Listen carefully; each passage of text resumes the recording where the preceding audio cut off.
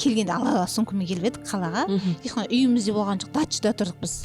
Білім адамды кедейлендірмейді ешқашанда. Сол аштықты қалай қояттыңыз? Маған ақшаға ақша адам керек. Бір көпіртіп сауда жасайтын адамдар жақсы көремін. 13 техперсоналдар, поварлар, 19 официанттарымыз бар екен. Бизнесте жүрген адамға міндетті түрде спорт керек. Ертеңгі күн атпаса екен, осы күн қашан бітеді деген сияқты сондай бір кезеңдер басыңыздан өткен екен, иә? Мә, Құдай сақтасын деп. Ешбір адамға тілемеймін, ол сасайды. Маған саналы осы 37 жаста келді ма деп. Барлығы қатар келген уақытта действительно мен өмір сүруге деген құлшынысым Алла Тағала тіпті оқып қалсам екен деп ойладым.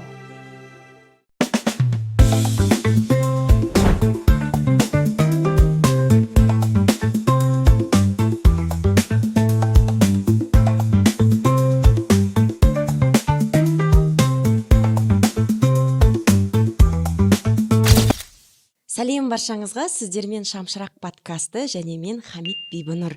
Бүгін біздер қозғайтын тақырып ол қаржылық сауаттылық, қаржылық тұрақтылық, қаржыны қалай басқарамыз, қарыздан қалай құтыламыз, қосымша табыс кіріс көзін қалай алып келеміз деген сияқты тақырыптарды қозғаймыз. Жақынырақ отырыңыздар, өте пайдалы подкаст болады. Өйткені бүгінгі біздің қонағымыз Орал қаласында кәсіпкер ана, бизнес практик деп жазған сізге инстаграмыңызға, және Орал қаласында 300 адамдық Думан Гранд Палас ресторанының иесі, сонымен қатар 200 адамдық Жаслан рестораны, Қазығұрт атты 70 адамдық банкет залының иесі. Алдарыңызда дамушы жан, әлі күнге шейін дамушы жан деп айтып жүреді өзін. Ал қош келдіңіз Жазира ханым, өзіңізді таныстырып өтсеңіз оқырмандарға. Қайырлы күн, Бибінұр ханым, өте көп рахмет. Осылай шақырып, өзіңіздің біліміңізбен, практикаңызбен халықтың пайдасы тиетіндей бір керемет подкаст жасайықшы деп шақырғаныңызға көп рахмет. Жаңа мына 2026 жылы барлық жанұяға табыс, береке тілеймін істеріңізге. Енді бана өзіңіз таныстырып өткенде есім Жазира болады, Салимова Жазира Ментханқызы. Осы Жалпақтал ауылында дүниеге келгенмін. Жас деген өзіміздің ауыл бар, керемет. Сол ауылда дүниеге келіп, одан кейін арман қуып Оралға 2005 жылдар келген болатынбыз. 4 баланың анасымын, асыл жармын, 25 жыл оттасқан жолдасым бар. Өте ауыз толтырып отбасылық құндылығым туралы айта алатындай. Қазіргі уақытта енді кәсіпке келіп, осы әлі 10 жылдай болған жоқ, 2017 жылдан бері осы кәсіптеміз. Оның ішінде халыққа өте пайдалы, халықтың қуанышына ортақтасатын той саласындамыз. Жалпы қазақтың тойы бітпесін деп айтады ғой, сондықтан да адамдарға қуаныш сыйлаумен қатар дәмді астарымызды ұсынамыз. Өте керемет. Жазира ханым, жақында сіз 2025 жылдың аяғында керемет даму жолында өзіңіз ретриттерге барып келдіңіз, иә? Бағасын естіп мен де өзім таң қалдым. 3 миллиондық Құралай ханымның ретритіне барғансыз, одан кейін Айнұр Тұрсынбаеваның ретритінде болғансыз, тағы да Сағадат ханымның жаңағы білім алып келдім деп айтып отырсыз. Осындай міне құнды, бағалы білім бол деген ол да бір адамның сана деңгейі деп ойлаймын, иә? Осындай білім алуға ақшаны сіз бюджеттен бөліп отырсыздар, иә? Отбасылық бюджеттен. Және соны біз 2026 жылдың басында Алла қаласа осы подкастта бізбен бөліседі деген сенімдемін. Енді Құралай ханыммен Балиға жолдасыммен бірге барған болатынмын. Ең бірінші жолдасым айтқан жоқпын. Онда мен енді Құралай ханымды 2014 жылдан бері оқимын. Әрбір адам психологияға келгенде қараптан қарап келмейді, бір бойлар болғасын келеді ғой. Мен деген айтып отырмын ғой, басынан мен тұрмысқа шыққаннан бастап негізгі құндылығым жанұялық құндылық. Тұрмысқа шықтым ба, осы азаматымды қалай да болса көгертіп, бірге көгерейік деген мақсатта бала шағамызды ешқандай қамтамасыз ету, түгел қамтамасыз етіп, бала шағамызға ешқандай кесіріміз тимесін деген сондай мақсат болды мен басынан бастап. Сол мақсатқа келу барысында 2014 жылы әрбір этаптан адам өтеді ғой. 2014 жылы бір жанұялық жағдайымызда кішкене кикілжіңдер болып жатты да, сосын Құралай ханымды оқып бастадым. Мен жалпы ұстазды таңдарда мен өзімнің бірінші мақсатымды қоямын, маған жалпы қандай ұстаз керек. Ал маған керек болды осындай бәленбай жыл оттасқан, көп балалы ана, айтары бар адам болу керек болды да. Мысалы денсаулық жағынан да, мысалы сымбатты, дене сымбаты жағынан сондай адам қажет болды да. Сосын Құралай ханымды оқып бастадым. 2014 жылдан бастап, одан кейін деп жанұямыздың отношениесін, қарым-қатынасын түзеп алғаннан кейін уже Құралай ханым, балдарыңыз шетелге шығарыңыздар, жолдастарыңызбен шығыңыздар, бір жолдасыңыз шығып келгесін өздерің де шығасыңдар деп, оның алдында біз уже 2020 жылдан бастап алғаш рет шетелдерге шығып бастадық. Ал енді мына 2024 жылы Құралай ханыммен Балиға барғанда сабаққа баратырдық, ретритке. Бірақ мен Құралай ханымнан сұрадым. Менің жолдасым енді ондай ретриттерге бармайды. Мен айтсам ба, айтпасам ба? Ол кісі қалай қабылдайды, бара ма, бармай ма деп. Сосын айтты: Жазира ханым, сіздің айтпағаныңыз дұрыс. Қыдырамын деп, келсін деп. Демалуға барады. Демалуға келді. Сосын деген жолдасым айттым: осылай Құралай ханымда кетіп жатыр, жолдастармен бірге қалай қарайсың, барамыз ба? Тек қана сен және мен балдарсыз деп. Махаббатымыз жаңғырсын деген деді. Сосын деген ол кісі келісті бірден. Жарайды, жақсы деп. Сосын Балиға бардық. Енді ондағы сезімді айтып жеткізу мүмкін емес. Жалпы мен айтамын да, біздер кей уақытта күйбең тіршілік деп ұмытып кетеміз ғой. Оның алдында біздер деген қазір круиз деген шығып жатыр енді. Сол круизбен де Европаға барғанбыз. Сол уақытта мына 80 жасқа келгенде қарттар кемпірлер бір-біріне бүйтіп махаббат көзімен қарап вино ішіп отқанда мен мәссаған дегенді. Ал біздер уже ол уақытта 20 жылдай болды, күйбең тіршілікпен жүргенде, бала шаға деп жүргенде бір-біріміздің көзімізге қарауды ұмытып кеткенбіз ғой. Сосын бүйтіп қарасам, мә керемет бай екен ғой енді. Сондықтан да жалпы мына қарым-қатынасты түзеу үшін сөйтіп ерлі-зайыптылар, артымда өсіп жатқан қыздарға да айтарым, тек қана күйеуің мен әйелің болып сол шетелге шығып келу керек. Ол сезімді жаңартады, махаббатты жаңартады. Сөйтіп қайтадан берік семьяға қалыптасады ғой. Жалпы ең бірінші мысалы ақша дейміз, қаржы дейміз, әрине ол керек та, бірақ одан да бір үлкен құндылық біздің жанұямыз. Баланың тәтті сезімі, жан жарыңның саған айтқан жылу сөзі да, қолдау сөзі. Ол бизнесте, кәсіпте ең бірінші адамға керек құндылық осы. Өзімді таныстырамын деп. Керемет. Жазира ханым, жалпы жаңа Құралай ханым туралы өзіңіз сөзге тиек еттіңіз ғой. Мен сіздің Инстаграм парақшаңызды жаңа айттым ғой, үтір нүктесіне шейін ең бірінші постыңызға дейін оқып келдім. Жалпы мына Инстаграмда сторис, рилс деген бертін келе шыққан дүние ғой. Ал бұрындары тек қана біздер пост жазатынбыз. Пост оқып, Құралай ханым да тек пост жазатын болды ғой. Біздер соны кітап сияқты оқитынбыз, иә. Және сол сіздің посттарыңызды оқысам, өміріңіздегі барлық жаңа тәттісі мен ащысында сіздер бәрін жазып қойған екенсіз. Соның бәрімен танысып шықтым. Және осы Құралай ханымның оқып бастаған уақытта және Оралға келіп, оның семинарына барған кездегі өзіңіздің отбасындағы мәселелерді барлығын жазып қойған екенсіз, иә. Үй жалдап тұрдық деп қала берді, отбасында жаңа күйеуіммен қарым-қатынаста кикілжіңдер жиі болатын, тіпті жаңаға ажырасудың азар алдында тұрдық деп жазып қойған екенсіз, иә. Одан кейін измена деген сөзді де оқып қалдым мен деген. Өзіңіз солай жазып қойған екенсіз. Осындай қиындықтан қалай жаңа Құралай ханым сізге қалай көмектесті? Осындай қиындықтан қарым-қатынастағы дағдарыс деп айтады ғой, иә. Сол дағдарыстан сізді қалай шығарды? Жалпы мен енді қазір айтып отырмын, 25 жыл болды оттасқанымызға. Жалпы жанұя оттасқаннан кейін мысалы 5 жылға дейін бір-бірін үйренісіп кетеді, иә.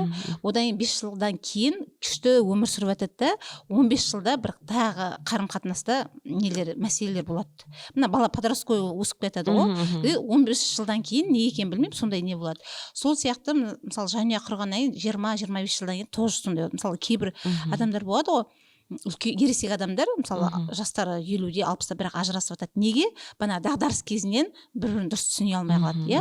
Енді сондай дағдарыс кезінде мен Құралай ханым келді дегенде, жалпы біздер енді бірден осы әйел адамдар деп айтамыз ғой, бірақ мынандай керемет көне сөз бар да.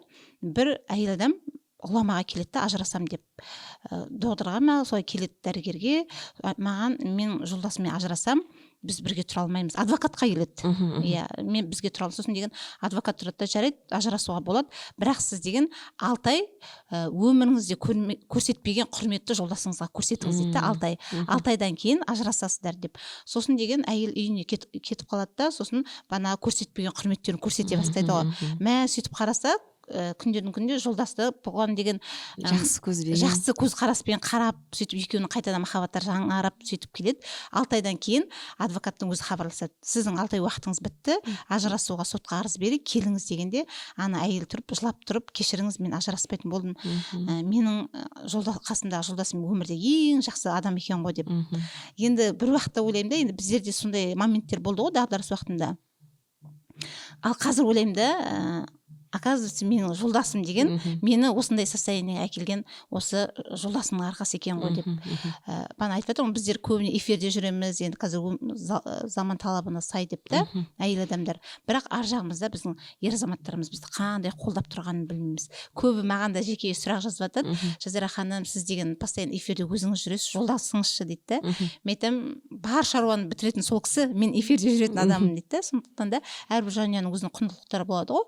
Ол келісімге де байланысты. Біз басынан бастап келісіп алдық. Жолдасым айтты: неге сен эфирге сен шық, енді қазір бренд деп жатамыз да, өзімізді қалыптастырып жатамыз, иә, эфирге сен шық, ал бер жағынан мен қолдаймын деп, осылай жанұяда келісім болу керек екен. Сосын біздерде былай болады, мысалы ерлі-зайыптылар өзіміздің ойымызша ойлаймыз. Мысалы менің жолдасым сондай деп өзіміздің көзқарасымызбен ойлаймыз. Шындығына келгенде сіздің жолдасыңыз ондай болмауы мүмкін. Ондай болмайды да, себебі ол сіздің ойыңыз да. Сондықтан да Құралай ханымның маған ең үйреткен нәрсесі ашық отырып сөйлесу. Біздің қазақ отбасында жолдасыңызбен де, баламен де ашық отырып сөйлесу жоқ.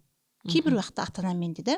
Мысалы ағайын тумаларымызда енді көп қыз баланың ауыр тиетін жерлері қайын жұрт деп нетеді ғой, бірақ қайын жұртпен де ашық отырып сөйлесеңіз да, мысалы ата енеңіз болса да, сіз неге ренжіп жүрсіз, маған ренжіп жүрген сияқты көрінесіз. Ол кісіге ренжіп жүрмеуі мүмкін, бірақ сіз көкейінде тұрған бір сұрақтарды талқылап шешіп алу, иә, басын ашып. Сонда осындайларды енді ол мынандай жасадым, мынадан өзгеріп кеттім деп айту мүмкін емес. Әрбір адам бөлек жеке тұлға ретінде қарастырылады ғой. Сондықтан да бірақ не де болса, мысалы мендегі мынандай бір оқиғам бар.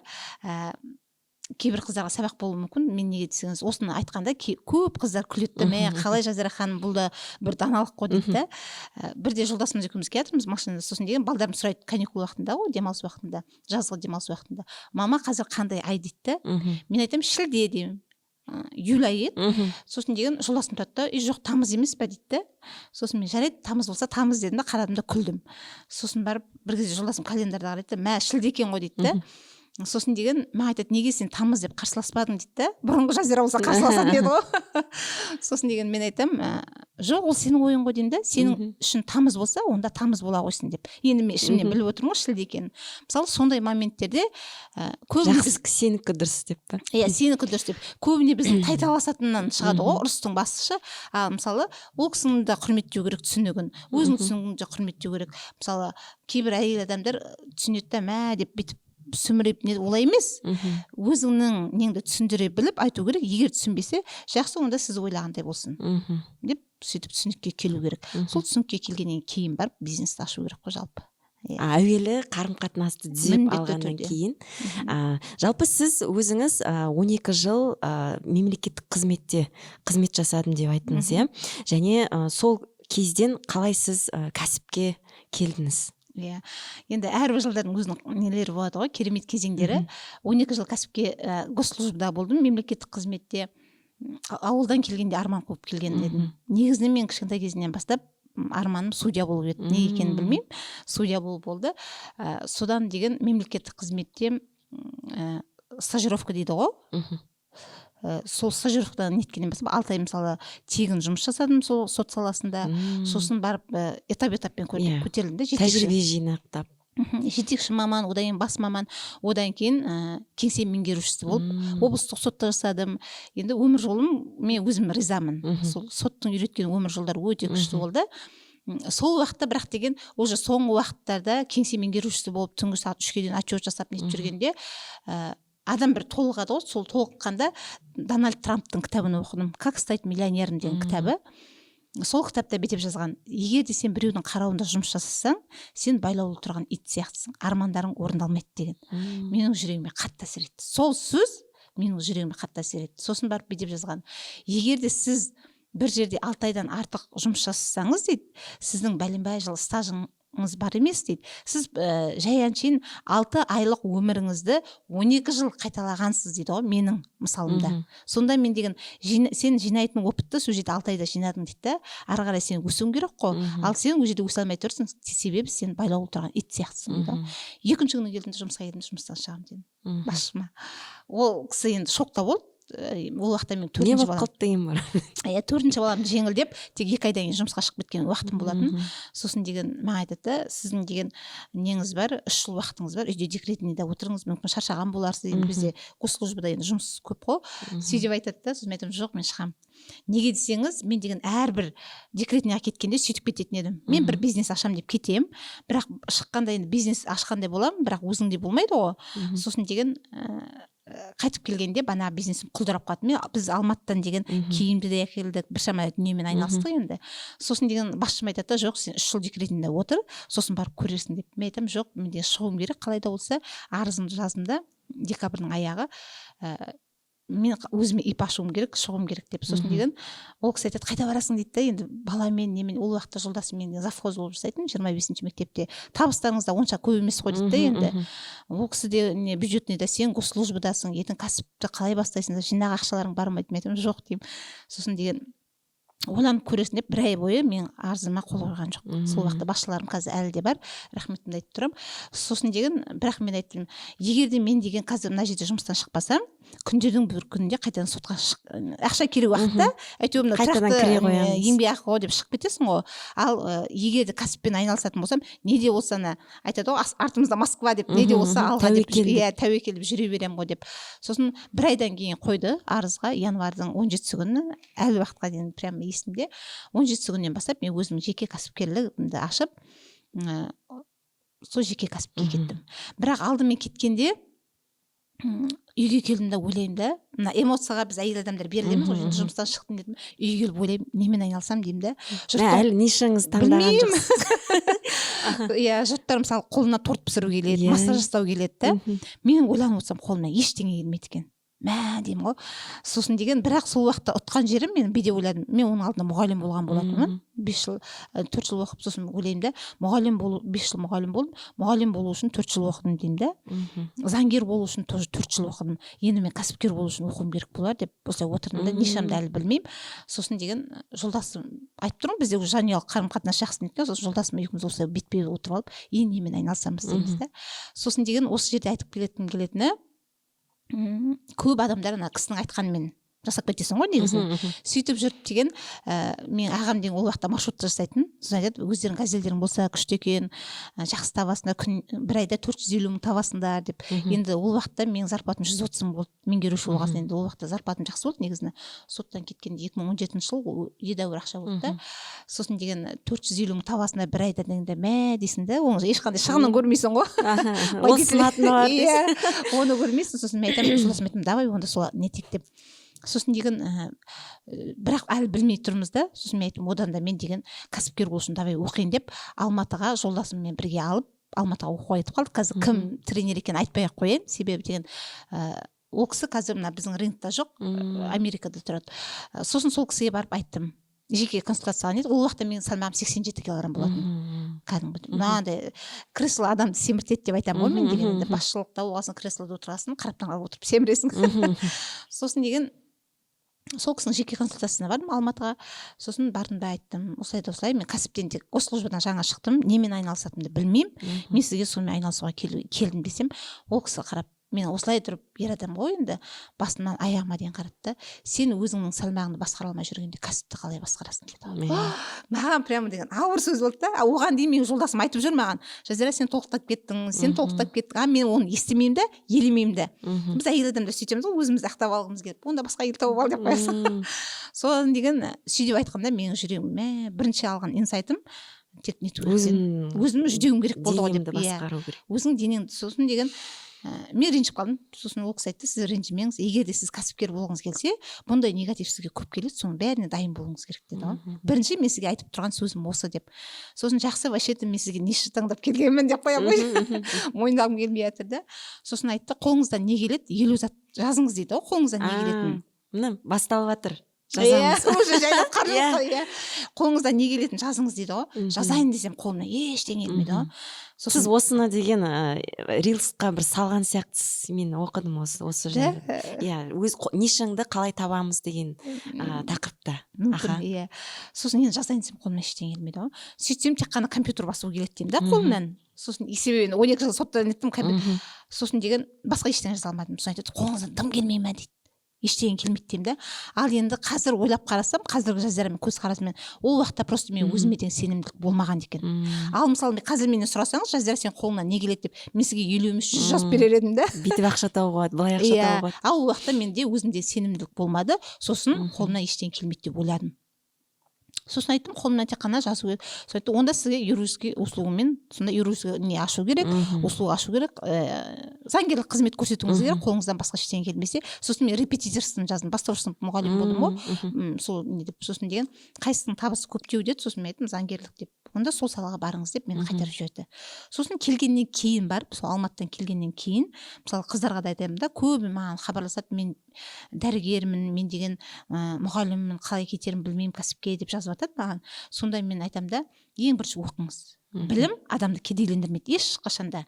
Мысалы кейбір кісілер бүйтіп айтуы мүмкін, мысалы профессорлар бар, бірақ ақшасы жоқ қой деп, бірақ білімді қалай алуыңыз керек екенін білу керек. Мысалы сізде қазір жанұялық қарым-қатынаста дағдарыстар ушығып тұр ма, сіз тек қана фокусыңыз сол жанұялық қарым-қатынасқа қойыңыз да, сол қарым-қатынасты түзеп алыңыз.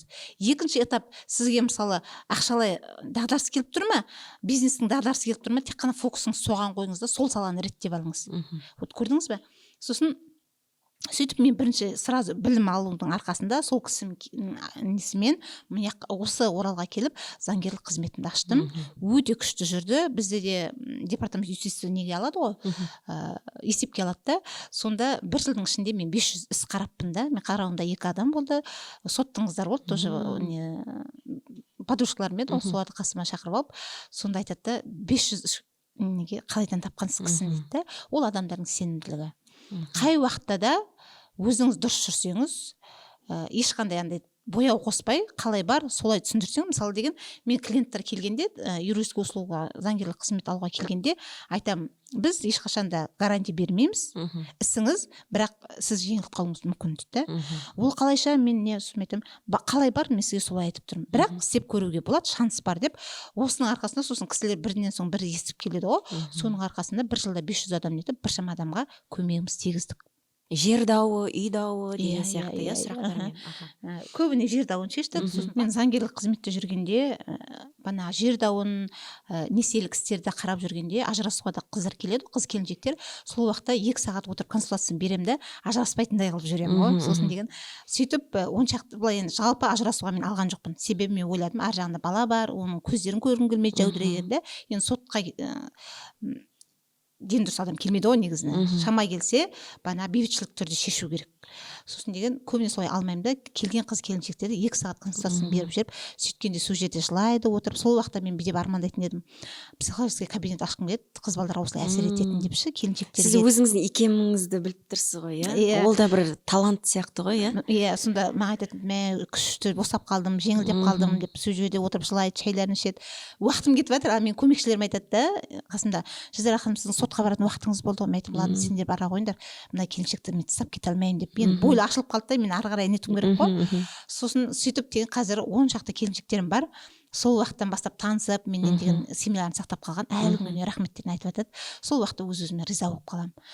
Сосын сөйтіп жүргенде бір кезде карантин басталды. Карантин басталғаннан кейін біздің неміз жайлап онлайнға ауысты, уже бастадық қой. Сол уақыттан бастап жайлап той саласына келіп, сосын деген ресторандарды арендаға алып, одан кейін карантин бітті. Сосын біткеннен кейін ресторанды арендаға алып сөйтіп бастадық. Бұл жерде менің айтқым келетіні, менің бір Бибігүл деген подружкам бар, өзі аспазшы. Сол маған айтады да, ең бірінші біз коттеджімізді салдық қой, сонда новоселье жасап сөйтті ғой, сонда деді, мә сенің үйің тойханаға күшті екен дейді да. Мен айтамын, бұны қалай мен нетеміз, өзіміздің еңбегімізбен деп қоямыз ғой енді. Салынған коттеджді басқа біреуге беру жалко деп. Сосын айтады, жоқ, ол ешқандай бүлдірмейді, нетейік деп, содан бастап коттеджімізді жайлап беріп, кішкентайдан бастадық қой біз. Сол бірінші 50 адамға қызмет көрсеттік, одан 70 адамға, сосын беріп көріп, методын проб деп айтады ғой. Тестирование вариант дейді ғой. Бұның бәрі білімнің арқасында келді. Одан кейін мен Ахметбек Нұрсұланы оқыдым, Балқия Балтабек, содан кейін бастап уже деген бизнесшілердің бәрін оқып шықтым. Біздің мына қандай неде бар, Жеңіс Есенгелдин, қажылық не Давлатов, басында енді кішкентайлардан 5 мыңның 3 мыңның сабағынан бастадық қой. Қазір енді сабағымыз 3 миллиондық сабағына кетті. Осы кеше декабрь айында Ерғали Айзаттың сабағын оқып келдім Астанадан, жылжымайтын мүлік жөнінде. Неге десеңіз, енді мына қаржылық еркіндікті аңсаған әрбір адам, Роберт Киясаки, Асел Сыдыкова, Давлатов соларға келіп тіреледі. Ал ол кісілердің өмір жолдарын, бай адамдардың өмір жолдарын зерттеп қарасаң, бәрі жылжымайтын мүлікпен байыған. Вот соның несін оқып, осы Ерғали Айзаттан кеше бір жұмалық оқуды оқып келдім. Біреулер үшін 3 миллион ақша, а біреулер үшін мен ойлаймын, бұл мен өзім біліміме салған инвестициям. Ол 3 миллион күндердің күнде маған 30 миллион етіп қайтаратынына сол жаңағы білімге ақшаны қалай салып бастадыңыз? Мысалы, әлі күнге шейін соның айтып жатқанын білмейсің ба деген сияқты мысалы ғой. Бір семинарға барып келсең, сіз соның сонда айтқан нәрсені талқылап, жаңа айтып жатқан кезде соның өзінде білмейсің ба деген сияқты бір құнсыздандыру айналада болады ғой. Сол сізде болды ма сондай? Міндетті түрде болады. Оны бірінші бауырларым бастайды ғой. Жазөк. Оны біз айтып жатырмыз. Мен үйдің кенжесімін ғой, кенжепаймын. Үлкен ағаларым бар, апаларым бар, солар айтады ғой, жазөк. Бұны біз айтып жатырмық қой саған. Нағыласың деп. Мен ата-анам да өте андай дана кісілер ғой. Ол кісілердің де несі бар. Бірақ заманына сай ғой, білім. Мысалы, менің кеше алып келген білімім бүгін уже несіп қалуы мүмкін да, өзінің құндылықтар жою мүмкін да. Сондықтан күннен күнге дамып жатыр ғой. Мен деген ақшам, егер де маған керек па, мен сол ақшаны аламын және бойыма сіңіремін да практиковать етіп көремін.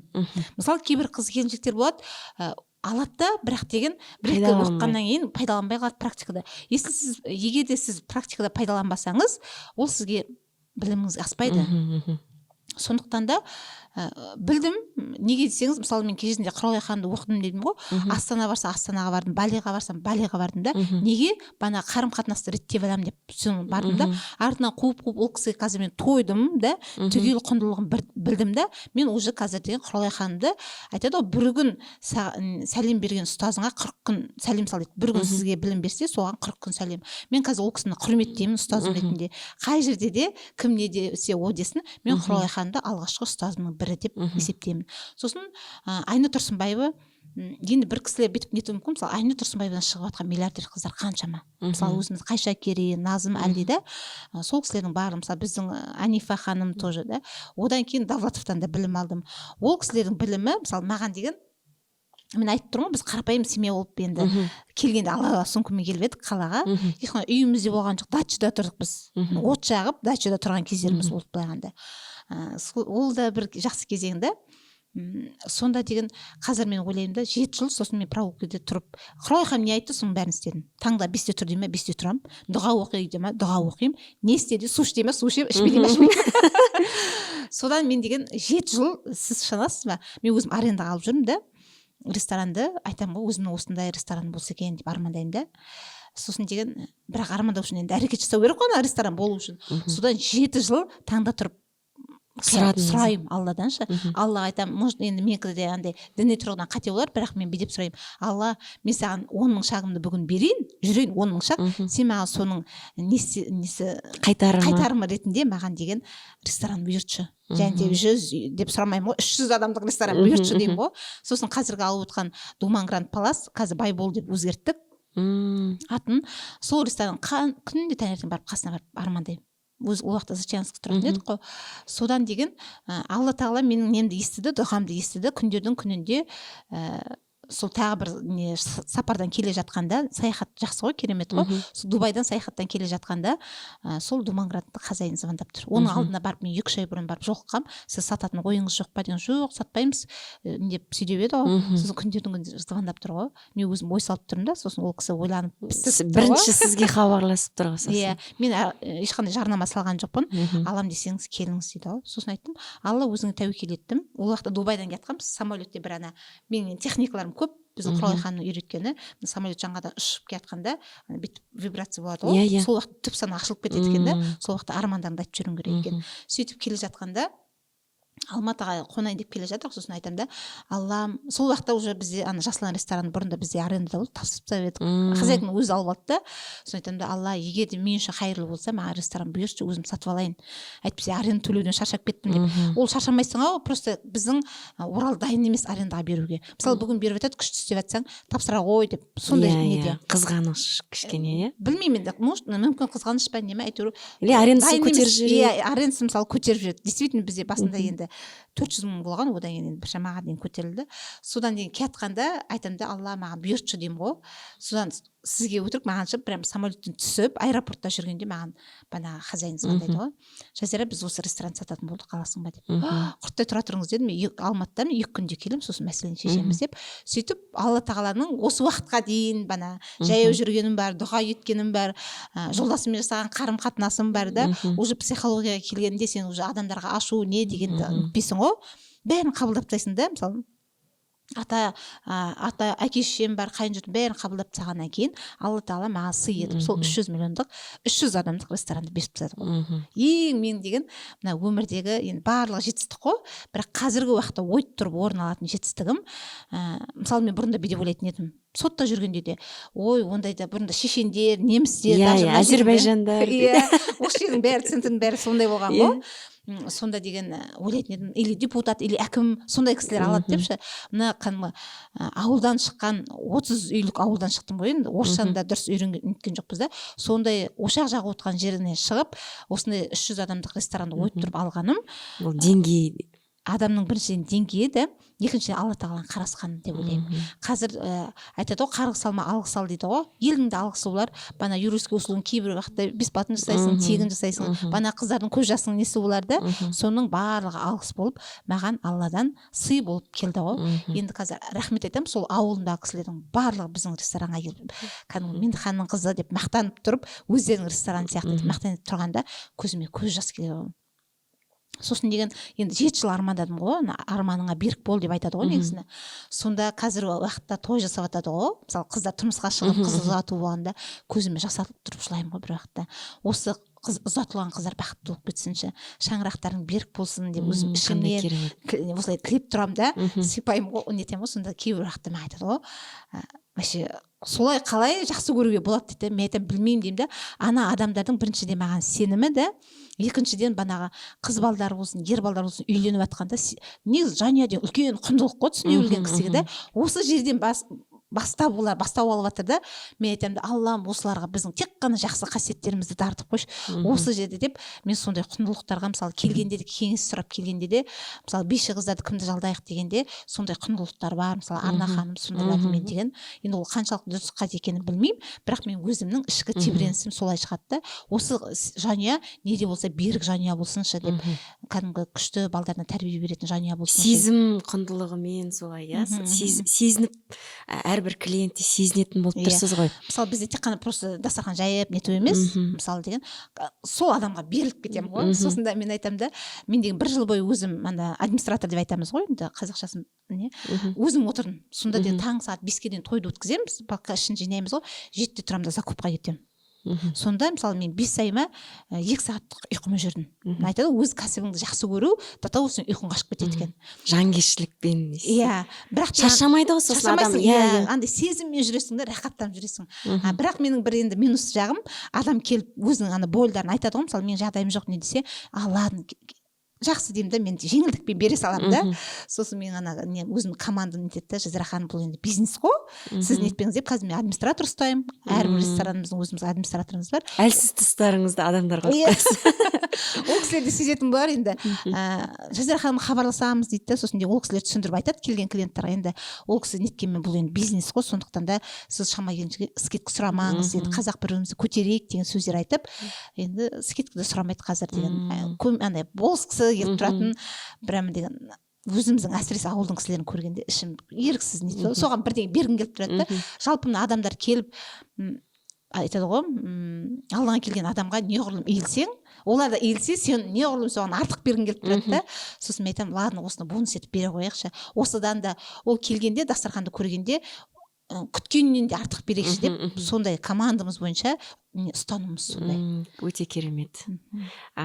Енді жаңа айтып жатсыз ғой, күні түні жұмыс жасап, осы ақшаға деген ол деген бір аштықтан келеді ғой, иә? Көбірек жақсы тапсам екен. Именно сол аштығы бар адамдар жақсы табысқа көтеріледі, иә? Сол аштықты қалай қояттыңыз? Сіз мысалы 12 жыл мемлекеттік қызметте сол зарплатпен, иә, мысалы қанағат тұтып жүрдіңіз ғой, мысалы. Үй жалдау керек болса, үй жалдап, соны төлеп, жеткізіп барымен. Бірақ мына аштық сізде қалай оянды? Өте дұрыс айтасыз. Енді мен мына госслужбадан жалпы шыққанда, адам бәрі окей болып тұрғанда жұмыстан шықпайды негізінен. Қандай да бір қажеттілік боласын шығады ғой. Біздер деген енді ағымға ілесеміз деп, бана айттым, өзіміз дачада тұрған жерімізден коттедж, өзіміз стройка бастадық. Иә, бұл үйіміз сатып, елдің бәрі салып жатыр, біз коттедж салып бастадық. Сөйтіп стройканы бастап қалғанда деген ақша деген судай кете береді екен ғой. Банаға благоустройный үйімізді сатқан 6 миллион ақша, сол стройкаға кетіп қалғанда тек қана төбесі жабылды, болды. Терезесі де қондырылған жоқ. Сөйтіп ақшамыз бітіп қалды. Енді госслужбада жүргенде өйтіп ақша жинай алмайсың ғой. Үлкен зарплат жоқ қой. Содан деген сосын машина алған болатынбыз сол уақытта несиеге. Сол коттедждің несиесі тұрды, және де машинаның несиесі тұрды. Бүйтіп мен шығындарын есептеп қарағанда, ай сайынғы жолдасымыздың екеуі тапқан табысымыз ол шығынға жетпейтін болды. Біз басында ойлаған жоқпыз, біз бүйде ойладық. Көп енді адамдардың қателесетін, өзімнің басымнан өткен қателік, біз бүйде ойладық. Стройкаға мысалы 3 миллионға жер алдық па, қалған 3 миллион ақшамыздың 500 мыңына фундамент құямыз, 500 мыңына тасын қалаймыз, 500 нақты есеп. Иә, 500 мыңына төбесін жабамыз. Қалған 1,5 миллион ішіне дүниясына бәрін жетеді деп ойладық. Мен сөйтсек, оның деген стройкалардың, строительдердің ақшасы бар, 40 ақша кетеді екен, оны есептемеппіз. Иә, біз есік алғанда есік қоятындарды есептемей қалыппыз, деп. Сөйтіп біздің де есебіміз жетпей қалды. Стройкамыз тұрып қалды, өзіміз дачада тұрып жатырмыз, астымызда машина. Сөйтіп есептеп қараған, сосын жолдасым айтты, біздің табысымыз жетпейді екен, банада кәсіпке кетейін деп кәсіпке кеттік қой. Содан негізінде кәсіптен шыққандағы менің мақсатым бана коттеджбен машинаның кредитін жабу еді. Сол мақсатта шыққам.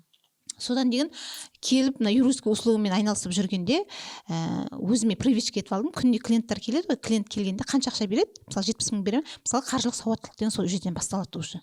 Мен уже қарыздандым ба, күнде мысалы келеді да клиент 70 мың ақша беріп кетті ме, қолыма бірде-бір ақша алып қалмаймын. Алып қалсам 1000 теңге тамақ қылып қалатын болармын. Қалған 69 мың ақшаны барып Альфа-банкте болды. Соған барып депозитке. Иә, ақшаны салам бана. Машинаның ақшасын бар, коттедждің ақшасын бар. Сөйтіп өзіміз цель қойғанда 7 айдың ішінде ме бана неміздің бәрі, мен мынандай көріп жүрген несиелердің бәрі жабылып қалды ғой. Тәртіп қой, тәртіппен тұрақтылық. Күнде мақсат иә, жабамын деген соң. Иә.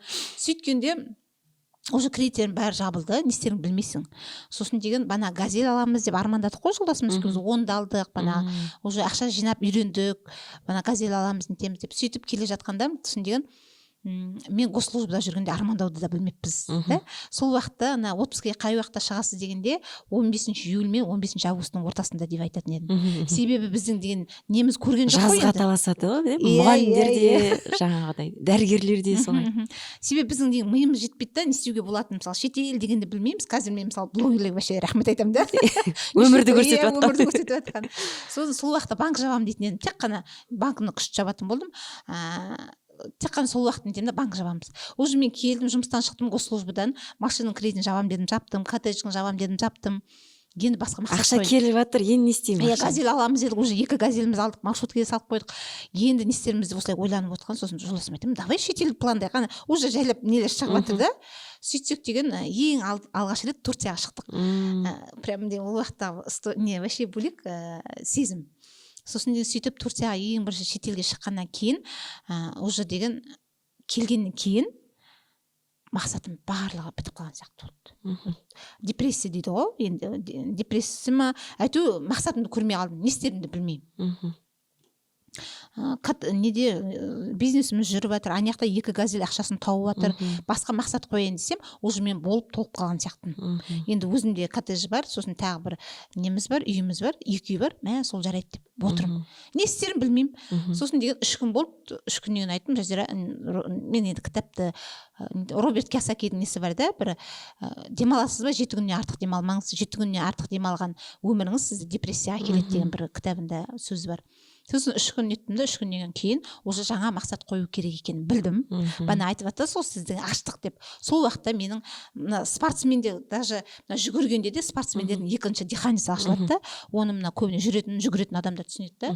Ол бірден ашылмайды дейсіз. Бірден ашылмайды, иә. Сөйтіп өзіңіз арнайы мақсат қойғанда уже менің екінші диханиям ашылды. Сол уақытта мен уже цель қойдым, ресторан алу керек деген мақсатты қойдым. Соған сәйкес жұмыс жасадым.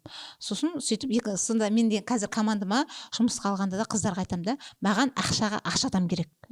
Неге? Себебі оның сылтауы болмайды, ол ауырып қалмайды, тек тәртіппен жүреді ғой. Мысалы мен қазір командамда кеше бізден жаңа жылда премия беріп жатқан, енді былай уақытта есептемегенмен жаңа жылда премия беріп жатқанда 13 неміз бар да, техперсоналдар, поварлар, 19 официанттарымыз бар екен. Ол енді команда сонда общий біз деген жоқ дегенде 30 адамның холодильнигін толтырып отырдық деймін да. Енді қазір мен түсінемін да, кәсіп деген үлкен жүк екенін қазір мен түсініп жатырмын. Мен ол уақытта түсінген жоқпын. Мен ол уақытта командамда тек қана 2-3 адам болды ғой. Енді қазір 30 адам болғанда мәссаған дейсің ғой. Қазір жату қайда уже екінші дихания ашылмақ. Иә, уже себебі бана 30 холодильникті сен толтыруың керек та. Мысалы сен деген командаңда жауапкершілік бәрі сізде ғой. Иә, командаңда мысалы қыздарда ақша болмай қалса, біз мамасы сияқтымыз ғой, енді келіп оған тауып беруің керек. Мысалы қарызға болсын, былай болсын да, барлық нелерін, мысалы ана үйінде 4 баласы болса, тек қана сол 4 баланы қамтамасыз етуді ойлайсың ғой. Мысалы сен кәсіппен айналыспасаң, ал сен кәсіппен айналысқанда артыңдағы командада 30 адамды көргенде мәссаған дейсің ғой. Уже бана сөйтіп екінші диханиямыз ашылып 300 миллиондық ресторанды алып, одан кейін жауапкершілік жасайын нетті, қаржылық жауапкершілігіміз бар, иә, міндеттемеміз бар. Соның барлығын алып нету үшін күш керек. Сол күшімізді сөйтіп аштық. Сосын деген тағы мен бір айтқым келетіні, бизнесте жүрген адамға міндетті түрде спорт керек. Мен бұрында ойлайтын едім, қуат керек қой, иә? Энергия керек, иә. Энергияға сай күш керек. Энергияға сай ақша келеді. Мысалы біреулер ойлайды, ой, кәсіп деген оңай ғой, ақшасын санап нетіп олай емес. Сен де барлығын ойлайсың. Мысалы біздер жоспар бойынша жұмыс жасаймыз дедік қой. Мысалы мен уже ақпан айының жоспарын шығарып отырамын. Қыздар, бізде неше алдымызда банкет, қанша ақша түсетінін мен уже біліп отырамын да. Себебі мен уже ақпан айының несін бір айлықты мен планды жоспарлап отыруым керек. Сосын соған сай қаңтар айының жоспарын шығарам. Сосын қандай міндеттемелер жаққа шығардық. Мысалы біз деген салық төлейміз, 800 мыңдап, миллиондап салық төлейміз, иә. Коммуслуглар төлейміз, коммуналдық шығындарды 500 мыңдап та. Сосын деген сонымен қатар бана зарплаттар бар, закуптар бар. Оның барлығы шығын ғой. Вот содан қалғанын сосын жайлы өзіңдікі ғой. Соның барлығын жеткізуің керек. Сен сол үшін де кәсіпкерсің да. Ал клиент қалай тартасыздар? Мысалы, өзіңіздің бір фишкаларыңызбен бөлісе аласыз ба? Қазір мысалы қаңтар айында айтады мертвый сезон дейді, иә? Ресторанда бар ма мертвый сезон деген? Жалпы сөйтіп айтады ғой, бірақ біз үйде айтпаймыз. Неге десеңіз, адам күнде туады ғой. Мысалы тойға азайып кеткен емес сұраныс, бірақ мерейтойлар бар да, иә, туған күн бар, мерейтойлар бар, бесікке салу бар, сүндет той бар, иә. Сондықтан да қыста енді сүндет той көп нетпейді. Бана бесікке салуың бар, мерейтой, сонымен шығамыз, бірақ деген бір айда 20 банкет деген шығамыз ғой. Аллаға шүкір дейін. Бұл деген біздің клиенттардың бізге деген сенімі, біз деген андай тап жарнама қылып таргет жібермейміз. Бірақ деген клиенттер бірінен бірі естіп бір берекесі бар, иә? Мен байқаймын ғой, жаңа сіздің сторисіңізді қарап отырған кезде, рилстарыңызды қарап отырған кезде бір былай сіздің энергияңызға келе ме екен, бір көпіртіп сауда жасайтын адамдар жақсы көремін. Көпіртіп бизнес жасайтын адамдарды мен өзі сыртынан бақылайсың ғой. Кім көпіртіп жасап жатыр? Мысалы біздер мысалы фотостудиямыз бар, иә? Біздің студияға әулет болып келеді ғой, іші көпіріп жатады. Мен күшті көремін соны. Рахаттанамын. И сіздің сторисіңізді қараған кезде мына көпіріп жатады ғой, іші деген. Біздер деген закупқа бірдеңе, мынадан кейін келесі кешкісіне деген сияқты нәрселерді көрген кезде мен айтамын, бір адам соны деген істей алып тұр, вот соның секреті бар ма сізде? Жалпы бана көпіртіп бұл молшылық әлемі ғой негізінен. Біз бір жалпы береке, Иә. мен жақсы көремін сондайды. Енді жалпы молшылық әлемі керемет қой негізінен. Біз жалпы миымызды нетіп тастағанбыз ғой, бүйтіп андай тарылтып тастағанбыз да, клиент жоқ или Мертвый бізде сезон. иә ағайын тумалар ақша сұрайды нетеді деп қорқамыз ғой. Одан ештеңеден қорқып маған айтады да, шаршамайсыз ба дейді. Мен айтамын, қалай шаршауға болады деймін да. Адамның мен айтамын да, мысалы бұрында бізде мынандай не болды. Жалпы ресторандардың саласында қазір де бар енді кейбір, мысалы бірінші андай антракт болады ғой, сол уақытта ақшаны есептейді да, себебі қорқыныш клиент ақша бермей қалады деп ойлайды. Жеткізе алмай қалады депті. Иә, бізде олай емес. Мен клиент келгенде айтамын, сіз ешқандай мазаланбай банкетіңізді өткізіңіз. Өткізгеннен кейінгі сіздің патихаңызбен берілген ақша бізге былай келеді деймін да, берекесімен келеді деп. Сондықтан да банкет өтіп бола ма, өтіп болғаннан кейін ана клиент келіп рахметін айтып, көзі прямо жанып тұрады ғой. Дастархан күшті болды деп. Иә, сол уақытта айтып жатқан патихасы бізді деген ұшырады ғой. Содан кейін шабыт аласың, соны әдемі оны командама айтамын. Әрбір маған жазылған ненің бәрін мен командама жіберіп отырамын да, өзіміздің WhatsApp-қа. Иә, осылай етіп алғысын білдіріп жатыр деймін. Сосын олар одан да шабыт алып, рә сайын банағы жақсы тамақтарды шығарғысы келіп, небір шабыттар оянып, туындыларды шығарып, сөйтіп нетеміз. Енді жалпы клиент шақыру дегенде біз деген оңтүстікпен қарап не еткенде, мысалы бізде көбіне машинамен көп саяхаттаймыз балалармен бірге. Сонда мына Қызылордадан ары қарай асасың ғой, онда деген қызмет көрсету бөлек қой. Прям бөлек қыздар, официанттар. Біздің қазір официанттармен көп жұмыс жасаймыз ғой. Мен әрбір выходта официанттармен жұмыс жасаймын да. Біздің официанттарымыз тұрақты. Мысалы қызметкерлерінде уже 7 жыл болды біз жасап жатқанымызға, поварлардың деген. Сонда біздің қазақ қыздары енді тыйым көп болды ғой, көп күле алмайды. Ал мысалы біз шетелге шықтық қой, бана Италия, Испанияға бардық деп отырмын ғой. Соңғы уақытта кісінің бетіне қарап қалсаң ыржыңдайды олар.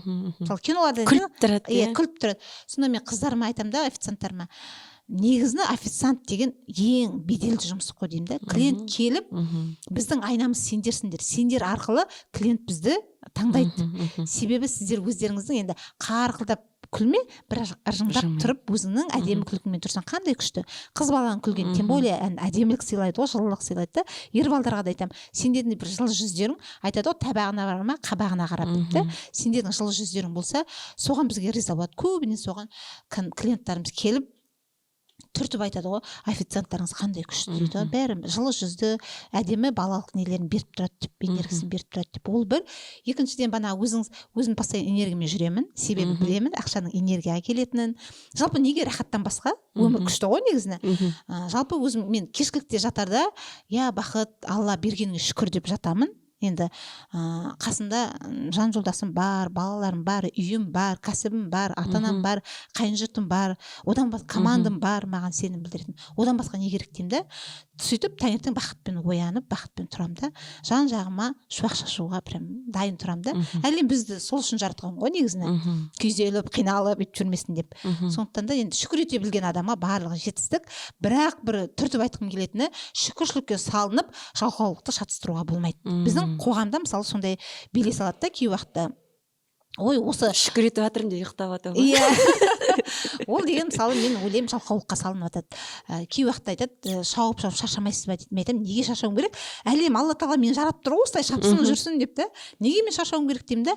Ар жағында мысалы қаншама жәудіреген көздер тұр, риза болған сөздер тұр. Сондықтан да мен деген шаршамай әлі де, мысалы мен қазір айтамын да, басында мен кәсіпке келгенде жанұялық қажеттіліктерімді өтеу үшін келсем, ал менде қазір көзқарас басқаша. Осы Оралма, әлемге басқаша бірдеңе бергім келеді да. Сондықтан да қоғамға, иә. Жалпы мен деген оқып нету барысында мына кәсіптің деген 3 саласы бар деп айтады ғой. Бірінші бана қызмет көрсету, мен мысалы онда өттім, заңгерлік қызметті. Екінші сауда саттық, үшінші бана өндіріс. Жалпы өндіріске ол деген болдым, толдым, енді еліме не бере аламын деген уақытта келу керек дейді. Бірақ түбіне түп ойлаймын, сол өндіріске жолдасымыз екеуміз келетін болармыз деп. Негізі 10 жылдан кейін ба мақсатымыз сондай бар. Енді бұйырса миллиардтарыңыз тауып бер. Әмин. Халқыма не жасай алсам деп уже. Қазірдің өзінде де мысалы біз дастарханға дайындағанда айтып тұрмын ғой, түгел командамызбен осыдан клиентқа артығымен берейікші деген ұстаным бізде. сосын да мол енді болсын деп иә. сосын да олар енді клиенттер артығымен келеді. Енді мол болсын не дегенде айтқым келетіні әрбір заттың калькуляциясы болады. Оны да ескертіп айтқым келеді. Мен клиенттер келеді да скидка беріңізші деп сұрайды ғой. Мен айтамын, егер де скидка берсек, біздер калькуляцияны азайтуымыз керек болады. Себебі біз өзіміздің де немізді ойлауымыз керек та, енді табысымызды.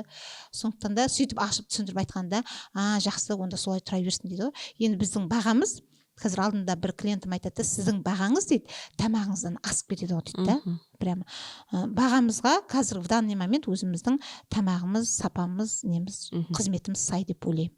Ал жаңа 3 ресторан деп айттық иә, мысалы, соның барлығына қалай үлгересіз, қалай көңіл бөлесіз? Барлығында бала сияқты ғой, өзінің қамқорлығын күтіп тұрады. Құрттай мысалы Байбол ресторанына барып қалсам, қазір Жасұланымыз Айжан болып өзгерді, ол маркетингтің бір несі, тоже ұстаздарына сабақ алу арқылы солай өзгерту керек деп шештік. Қазір Жасұлан ресторанымыз Айжан рестораны, Думан Гранд Палас Байбол рестораны.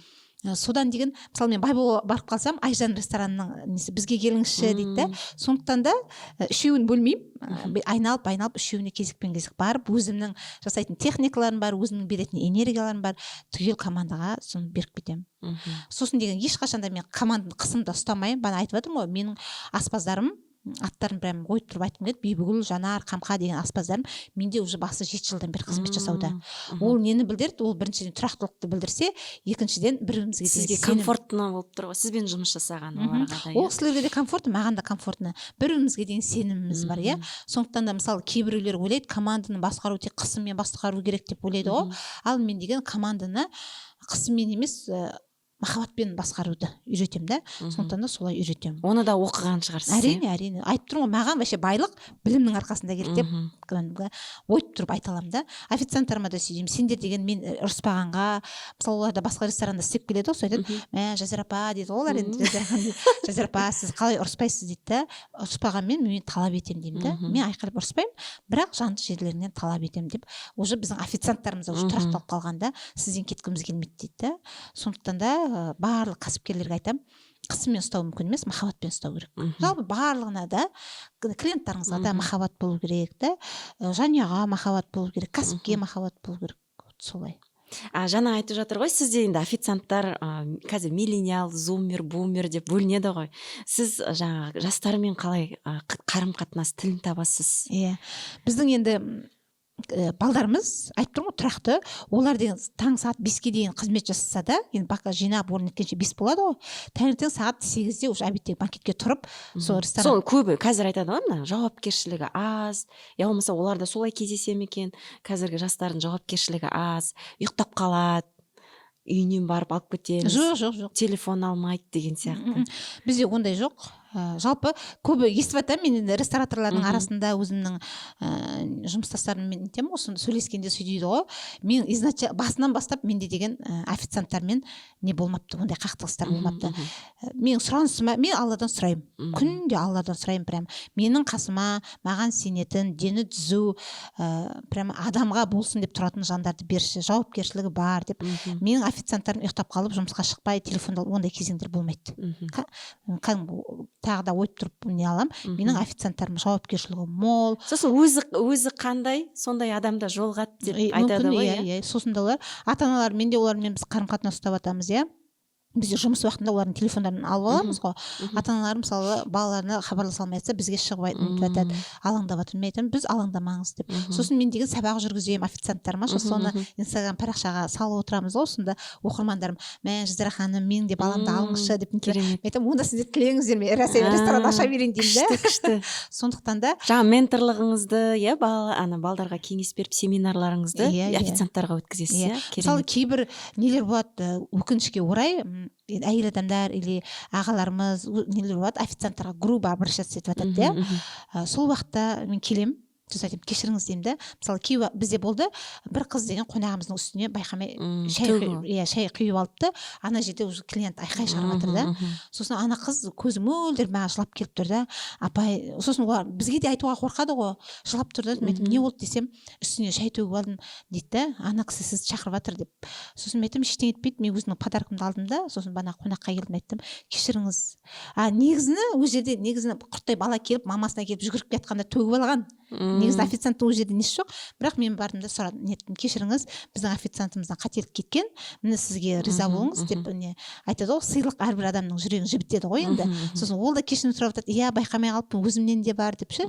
Сөйтіп бейбітшілік түрде сосын официантқа айтамын, сен басқа столды нете ғой, мына жерге басқа официант келсін деп орнын жайлап ауыстыра қоямыз. Ондай моменттер өте көп болады, бірақ клиенттің алдында өзімнің командамды жығып бермеймін, команданың алдында клиентті жығып бермей, өзімнің бітімгершіліктің арқасында, бана білімнің арқасында, ол да білім арқылы келеді ғой.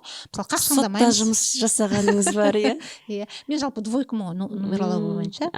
Иә, оның барлығы не сандар сөйлейді ғой.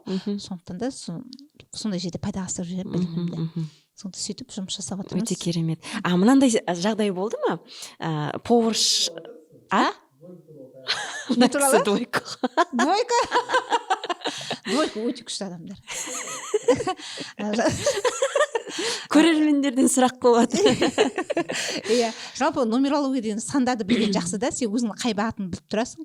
Ол да білім, иә, сізге қосымша техника сосын, иә. Сосын мен мысалы әрбір жыл басталып жатқанда сол нумерологтардан кеңес аламын. Мысалы биыл мен үшін қандай жыл болайын деп тұр. Жанұям үшін қандай жыл болайын деп тұр. Мысалы 2025-те маған айтты, сіз деген не де болса жанұялық қарым-қатынас сақтағыңыз келсе, жолдасыңыз не айтады, соған көнуіңіз керек, себебі сіздерде дағдарысшыл тұр дейді да, мысалы 2025-те. Сосын мен 2025-те тек қана иә дедім. Жолдасым бірден айтса, сонда мен поварлармен қасымда 7 жылдан бері істеп кетір ғой. Жазира, ол қате ғой дейді да. Енді жолдасымдың қате екенін біліп тұрады да. Мен айтамын, иә дұрыс, ладно. Мысалы счетчикті ауыстырайық дейді да, мына жерде қаржы жетпей жатса, мен айтуыма болады да, бұрынғы Жазира болса, ауыстырмай осымен шыға берейік деп айтуыма болады. Бірақ мен уже біліп тұрмын да. Сосын айттым, ладно, ауыстырсақ ауыстырайық деймін да. Сонда қалай көне саласыз деп, мысалы нумерологиядан консультация кеңес алғанның арқасында мен уже неден сақтануым керек екенін біліп тұрамын да. Мысалы әрбір ай мысалы айтады, сізде мысалы ақпан айында денсаулығыңызға қарау керек, себебі сізде денсаулық жағынан проблема болып қалуы мүмкін дейме, мен уже массажымды аламын, спорт залыма баруымды күшейтемін, сол жағын бүйтіп. Или айтады, мысалы мына айда сіз деген құлап қалуыңыз мүмкін деп. Сосын мысалы айтады, қазан айында сіз көп берген құрылым сізге ақша көп келеді деп, әрбір неге болжам аламын. Енді екілік санын айтатын болсақ, енді екілік саны деген жалпы адамдарды татуластыру үшін келген адамдар. Мысалы бізге деген мысалы адвокат болсақ та үйлеседі. Мынау Бақтияр саған қатысы жоқ. Сондықтан да енді солай. Жалпы жақсы. Сандардың бәрі жақсы ғой енді.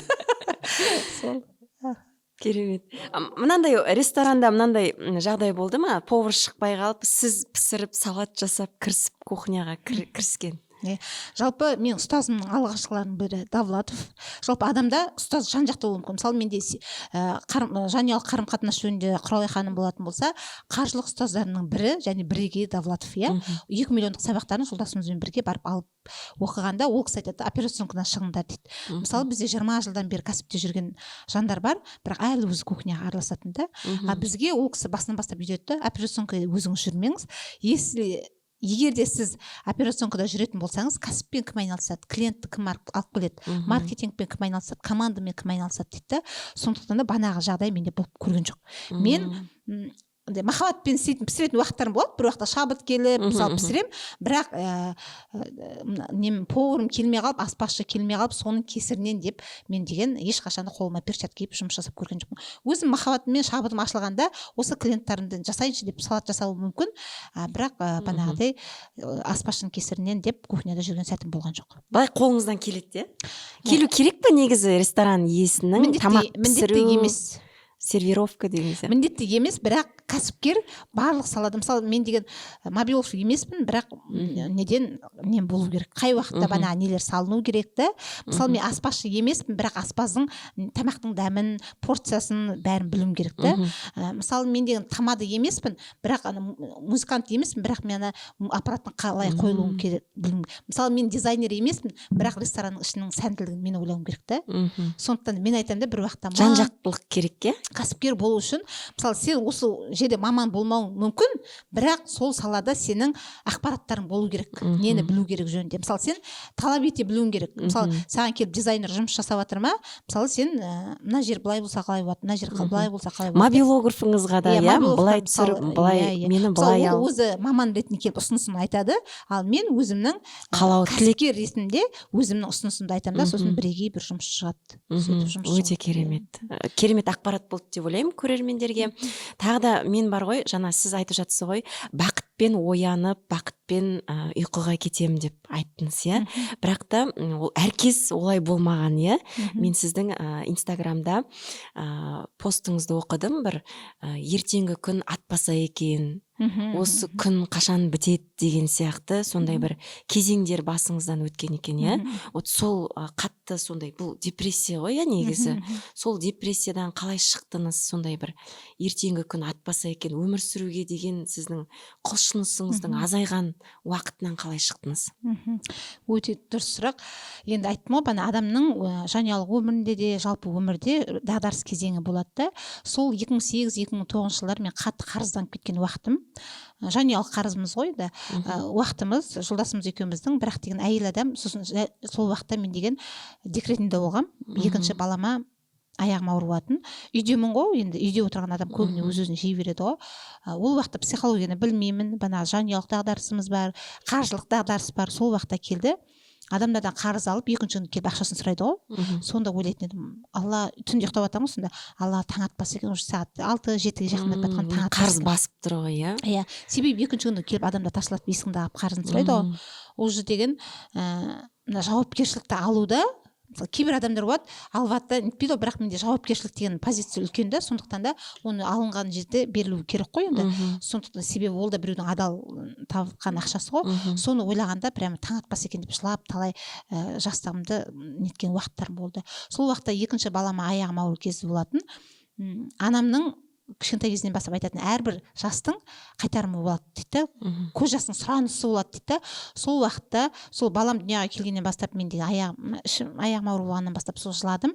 Балам дүнияға келгеннен кейін 9 айдан кейін сол балам қайтты. Сол уақытта мен прямо дағдарысында болып, тек жұмыс сол уақытта мен алып шықты. Адамды алып шығатын еңбек қой. Кез келген дағдарыста адамды алып шығатын еңбек. Сол уақытта сотта істеп жүрген болатын. Сол шықтым. Алаңдап, иә, еңбек арқылы жұмысқа алаңдап, сол дағдарыстан шықтым. Қазірде кей уақытта дағдарыста жүрген адамдарға, әсіресе қаржылай дағдарыста жүрген адамдар маған хабарласады, қалай не істесем екен деп. Барлық не, ол деген саған Алланың өзгер деп тұрғаны ғой. Мен қазір кей уақытта қыздар кеңес алып жатқанда мен айтамын да, Алла бірінші сынақ бергенде саған жай бүйтіп басқа біреулер арқылы жеткізеді. Сен оны түсінбейсің да, бұл сынақты. Сосын саған ауру арқылы жеткізеді. Мысалы, өзің ауруың мүмкін, сен оны тағы түсінбейсің. Сосын айналадағы адамдарды ауыртады. Сен оны тағы түсінбейсің. Саған Алла өзгер деп жатыр да. Мысалы, даже айтады ғой, измен деген өзі изменис деген сөзден шыққан дейді да. Сол уақытта менің жолдасым сол измен жасап жүрген уақыты барлығы менің состояниеме келіп тұр ғой, былайша айтқанда, жан күйіме да. Содан деген сөйтіп барлығы қатар келген уақытта действительно мен өмір сүруге деген құлшынысым прям деген, енді Құдай сақтасын, сол уақытта қалай айттым екен деп ойлаймын. Алла тағала тіпті өліп қалсам екен деп ойладым ғой. Құдай сақтасын. Содан деген, енді бұл менің өмір жолымда ең ауыр кезеңдер. Сол уақытта өзгер деп тұрған Алла тағала түсінбеппін. Сөйтіп келгенде банағы балам 9 ай нағыз қылықтары көрініп күшті болып, өз андай алпамыстай бала еді ғой, күшті уақытта тек қана пневмония деген былай айтқанда емделуге болатын аурумен нетті да, шетінеп кетті да. Сонда әбден балам қайтып неткенде ойланып отырмын ғой. Содан кейін мен көп неткен жоқпын, жетісіп өткеннен кейін жұмысқа шығып кеттім да, банағы коллективім деген жұмысқа шық деп соттағылар. Сол уақытта ойланып отырмын. Ол уақытта да уже немін ғой, кеңсе меңгерушісі, кабинетте жалғыз отырып, ойға көп көңіл бөлетін уақытың. Сонда айтамын, Алла, бұл сынақты маған не үшін бердің деп сұрақ қойып отырсам, ойласам, мысалы, менің біріншіден жан жағыма берген ауруды, енді өзімді ауыртқан жоқ, ауыртпай-ақ, ата-анама берді, анама операция жасалып келді, Алматыға барып өзім қасына бардым. Сөйтіп өзгер дегенді мен түсінбегенмін ғой. бана жолдасым арқылы берді да нетіп сөйтіп сынақ бергенде мен түсінбегенмін, ең соңында өлім арқылы беріп тұр ғой. Мә Құдай сақтасын дедім ғой. Содан кейін барып жайлап өзгеру керек екенін түсініп, енді қазір деген мысалы мен сағат 5-те деген қайырлы таң әлем деп шығамын да, или қазақ елі деп сонда деген бір подружка қызым да, Жазира қалай сен с утра қайырлы таң деп шығасың дейді. Ал қазір мен сол уақытымның несін білдім да, қадірін біліп тұрмын да. Ол уақытта менде неге ақша жоқ, оны мен ешбір адамға тілемеймін ол состояниемде. Ол уақытта менде ақша да болған жоқ, жолдасыммен қарым қатынасымда дұрыс болған жоқ. Пәтер төлей алмай қалдым деген сол уақыт ғой бәрі. Шығарып жіберді. Өзіміз пәтерде тұрамыз. Бір туысқандарыңыз үйіне барып тұрғансыз. Өзіміз пәтерде тұрамыз. Сосын деген ата-анам бана қарзы мен анамнан алып жүрмін, туған апамнан алып жүрмін да. Прям сол кісілердің сұрап жатқан несі менің барлығы ішкі состояниеме келіп тұр ғой. Сондықтан да соның бәрін мен уже түсіндім, осознанно, саналы түрде. Жалпы мен ойлаймын бір уақытта маған саналы осы 37 жаста келді ма деп ше. Сол 37 жастан бастап қалай өзгердім, сол өзгергеннен прямо деген өзгеріп келе жатырмын. Бана беренсе Алланың сыйы көп екен, содан деген осылай етіп керемет өмірге бана бақыт бәрін қадірін біл деген өмірге әкеліп тұр ғой, басын тіреп. Бірақ мен жаңа сіздің инстаграмыңыздан оқыдым, сол балаңыз өмірден өткен кезде бүкіл ауыртпалықты өзімен алып кеткен сияқты қабылдадым деп айтқансыз, иә.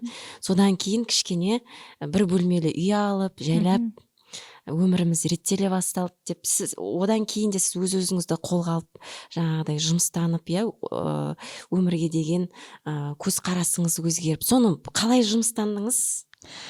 Неден бастау керек жалпы? Осындай әйелдер көп негізі бізге. Мен инстаграмда солай жүргіземін ғой, белсенді жүргізуге тырысам. Сонда айтып жатады да, вот менде күйеуім былай, балам былай. Маған тіпті жазады, балдарым ауыра берді, осы мен сіздің балдарыңыздың бір ауырды деген сөзін естімеймін деп. Мен ол туралы бірдеңе айтуға қорқамын да. Мысалы, балаң көп ауырмас үшін келесі күні ауырып қала ма деп қорқамын да. Сосын ол тақырыпты қозғағым келмейді. Бірақ жаңа баласы аурудан көз ашпайтын, өзі де ауыра беретін, бір витамин жетпейтін болады ғой. Шашым түсе, мен мысалы шашымды қалай күтетімді салып жатсам, менің шашым уыстап түседі. Одан тырнағымды салсам, оны қалай күтесіз дейді да. Бір жаңағы өздерін бір неден шығара алмай жатқан әйелдер көп та. Соны неден бастауға болады? Сізге де сол сұрақпен келетін шығар. Мына жерде бір нені айтқым келеді, Бибінұр ханым, сол сотта істеп жүрген уақытта, бана бізде қайнапамның үйінде мында келіп квартира жалдап тұрды. Сосын квартира жалдап тұрғаннан кейін күнден күнде қайнапам мені жағдайымызды көріп жатыр. Айтты да, Жазира, біздің үйіміз бар, сол үйге сен де тұрыңдар, жағдайларың қиын ғой, сонда тұрыңдар деді. Сосын сонда тұрып неткенде бана екінші баламызды жеңілденіп, сол уақытта мен сотқа жұмысқа барарда жасыл бір курткам болды. Жаңа сіз айтып жатқанда есіме түсіп кетіп жатыр да, ақшыл жасыл курткам болды. Сол курткамды жуып, қысты күні кір болып қалған ғой, автобуспен жүреміз да, жуып, сосын түнде жудым да, паровойға іліп қойсам, мына төмен жағы кетпеген ғой, пуховик куртка ғой, төмен жағы кетпеген. Екінші күні автобуста кетіп жатырмын, ана курткам су ғой, отырып жылап отырмын автобусқа қарап, мә Жазира деймін да, қандай күйдесің деп өзіме, осындай күйме сен бала келгің келе ме деп өзім, ол уақытта аяқ ауыр кезімде, бана екінші қайтқан балама сөйтіп өзімді депрессияда жүрген уақытым болып тұр ғой. Енді қазір енді өткен өмірің неткенде қиындау екен. Дым ұнамай, иә, өмірде. Ештеңе ұнамайды, бай да ұнамайды, бала да ұнамайды, бана үстіңе киген киімің де ұнамайды. Сол сөйтіп жүрген уақытым ғой енді. Сонда бана автобуста ойлап жатырмын да, біз вообще бай бола аламыз ба екен, үстіме киетін. Қазір мысалы даже деген бүйтіп шкафта қарағанда 4-5 киімді көргенде ойлайсың, мә Алла, осының барлығын сен беріп қойдың ғой деймін да. Бірақ сол кешегі күнім, сол уақытта мен зарым өтіп кетті ме деп бір уақытта ойлаймын да. Сонда ішімнен андай етіп қатты күйзелген уақытым болды да. Ең болмаса ауыстырып кететін курткаң жоқ қой, сонда сен мынау неге жеткенің, осы үшін өмірге келдің ба деп өз-өзіме автобустың терезесіне қарап тілдесіп отыратын едім. Сол уақытта қиын кезеңдер болды да. Сосын банағыдай содан дачаға көштік. Сосын дачадан кейін деген ағайын уже апа жездеммен бірге тұрдық, аға жеңгеммен бірге тұрдық. Алдында бір қонақ шақырып, мен 30 шақты қонақ шақырдық. Сосын бана подружкаларым бірге шақырсам, сосын айтып жатырмын ғой, осындай жыл осы апа жездеммен тұрдым, мысалы олардың үйінде 3-4 ай тұрдық. Осындай мысалы 2 жыл қайнапамның үйінде тұрдық. Одан кейін 2-3 ай аға жеңгемнің қолында тұрдық. 2 жылдап екінші аға жеңгемнің қолында тұрдық да. Мысалы біздің квартирамызды уақытта ол төлей алмай сондай неде болғанбыз да. Сосын да ана подружкам тұрып айтады ғой, алла тағала сені сол уақытта сындырып тастаған күшік уақытыңда дейді ғой. Сол уақытта мен негізінде айтады ғой, тәкаппар адамға ақша келмейді дейді ғой. Сол уақытта тәкаппарлығын бәрін сындырып тастаған ғой. Енді адаммен тұру да негізі оңай емес қой мысалы. Сол уақытта барлығының бабын табуға алла тағала үйреткен. Сөйтіп бана адамдарға қызмет жасау арқылы, мысалы сенің жолың болмай жатса, адамдарға қызмет жасау керек болды. Сол уақытта сенің жолың ашылады. Бана бізді кәсіпке келу жолдарында алғашқы жылдары біз деген водительдер бар ғой, жүргізушілер, бана газель алдық дедік қой. Сол уақытта біздің деген аялдамалық неміз болды, асханамыз болды. Жүргізушілер келіп, сонда пирожкилерін жеп, жұмыртқаларын жеп кететін еді ғой.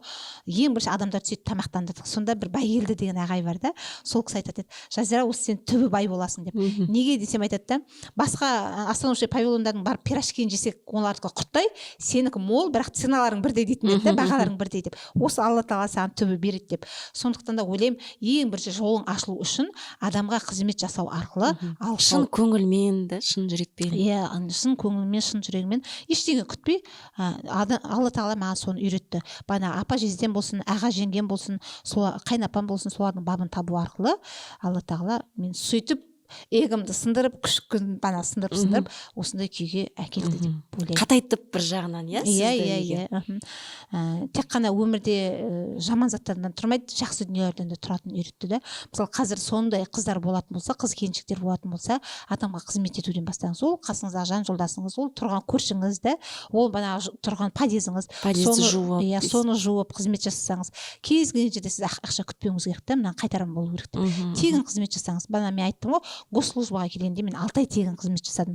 Қазір сен біреуге айтып көр, тегін қызмет жаса деп. Мысалы, ешкімге нете алмайсың.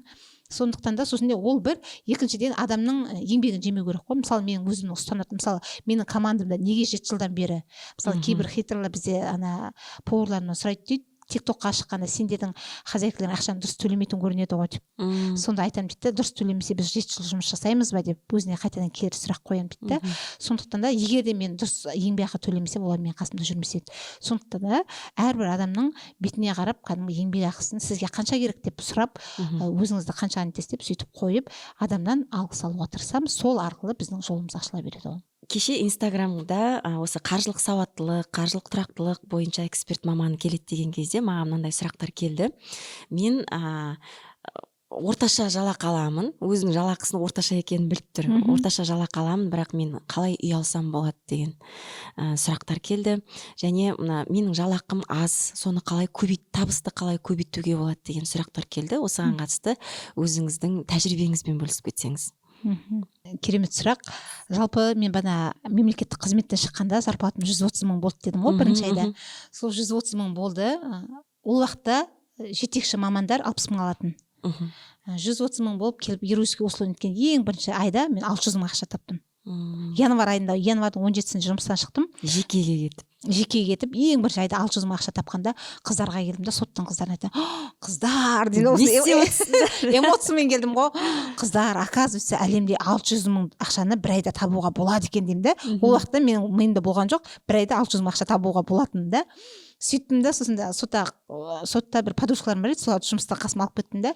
Сөйтіп бірінші айда прямо оны мен әлі күнге дейін ұмытпаймын, ең бірінші чегімнің үлкейгені ғой.